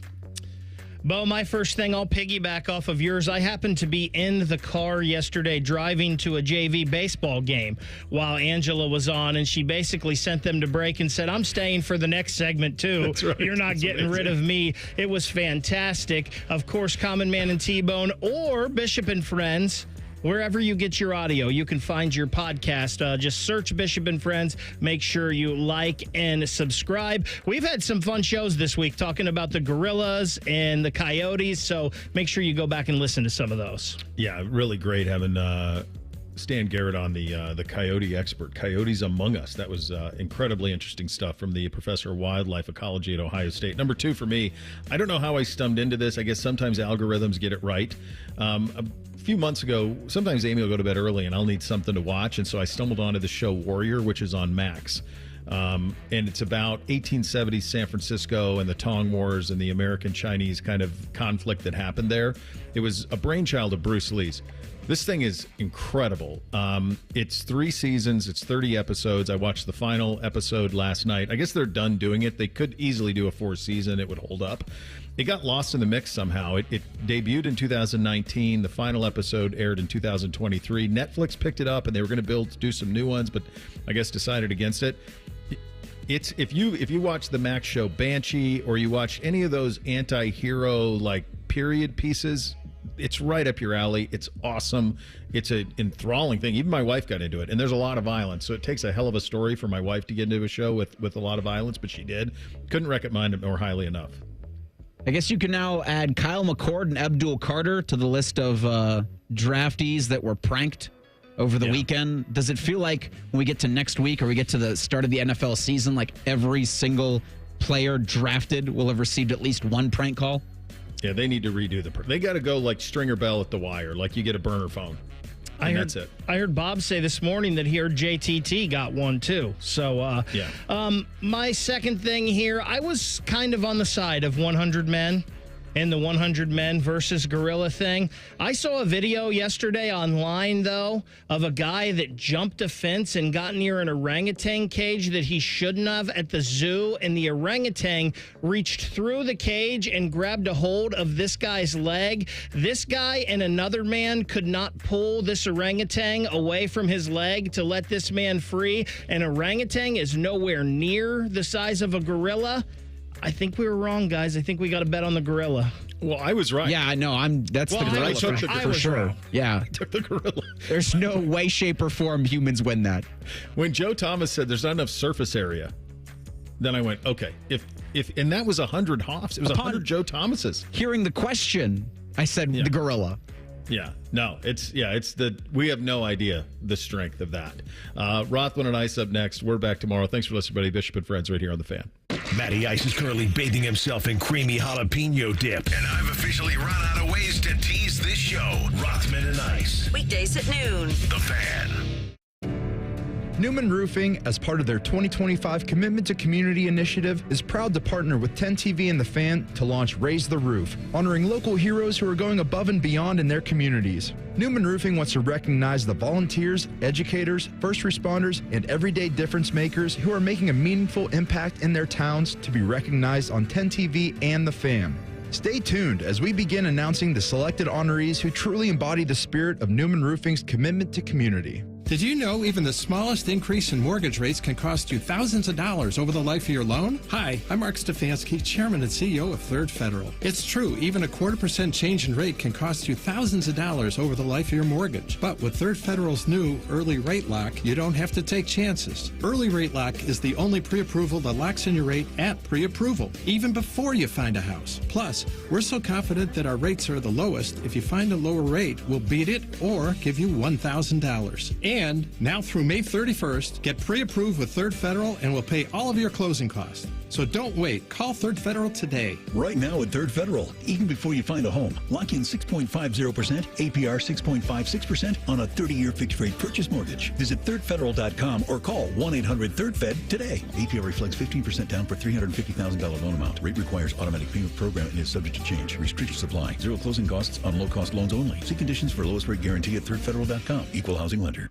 We've discovered the perfect morning ritual, the 2 for $6 breakfast sandwich deal at Tim Hortons. Every sandwich is made to order with a freshly cracked egg and melty cheese, just the way breakfast should be.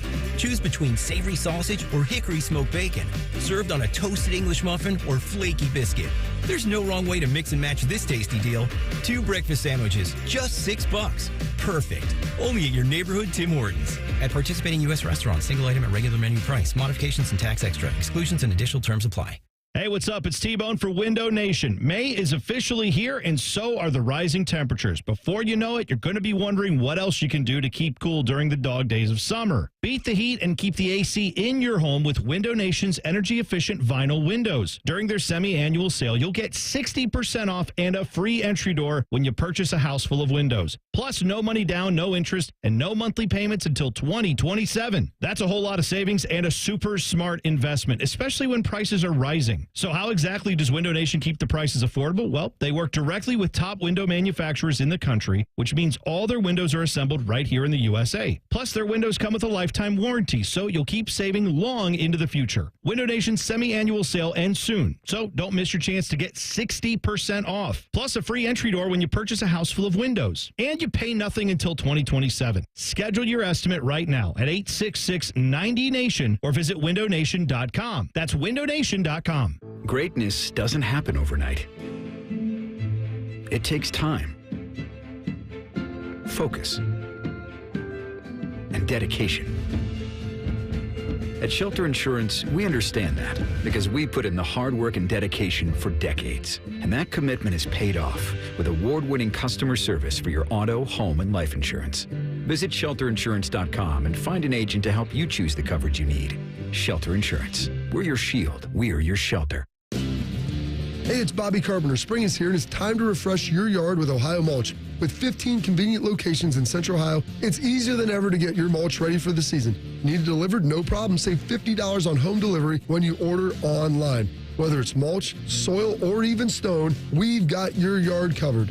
Visit OhioMulch.com today and spruce up your garden with the best. Ohio Mulch, landscape supply, greener, greener, better.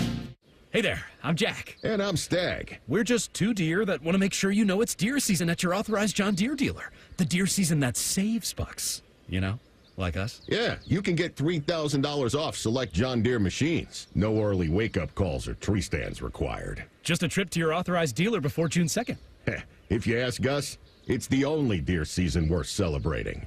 Visit johndeere.com/deer season to find an authorized dealer and for complete finance details. Get a taste of that winning feeling before the buzzer even sounds with ESPN Bet's early victory promo. Simply place a pregame moneyline bet on any NBA playoff game, and if the team you back goes up by 20 or more points at any point in the game, you get paid out early. Available throughout the NBA playoffs at ESPN Bet Sportsbook. Download the app today. Must be 21 plus. Gambling problem. Call 1-800-GAMBLER.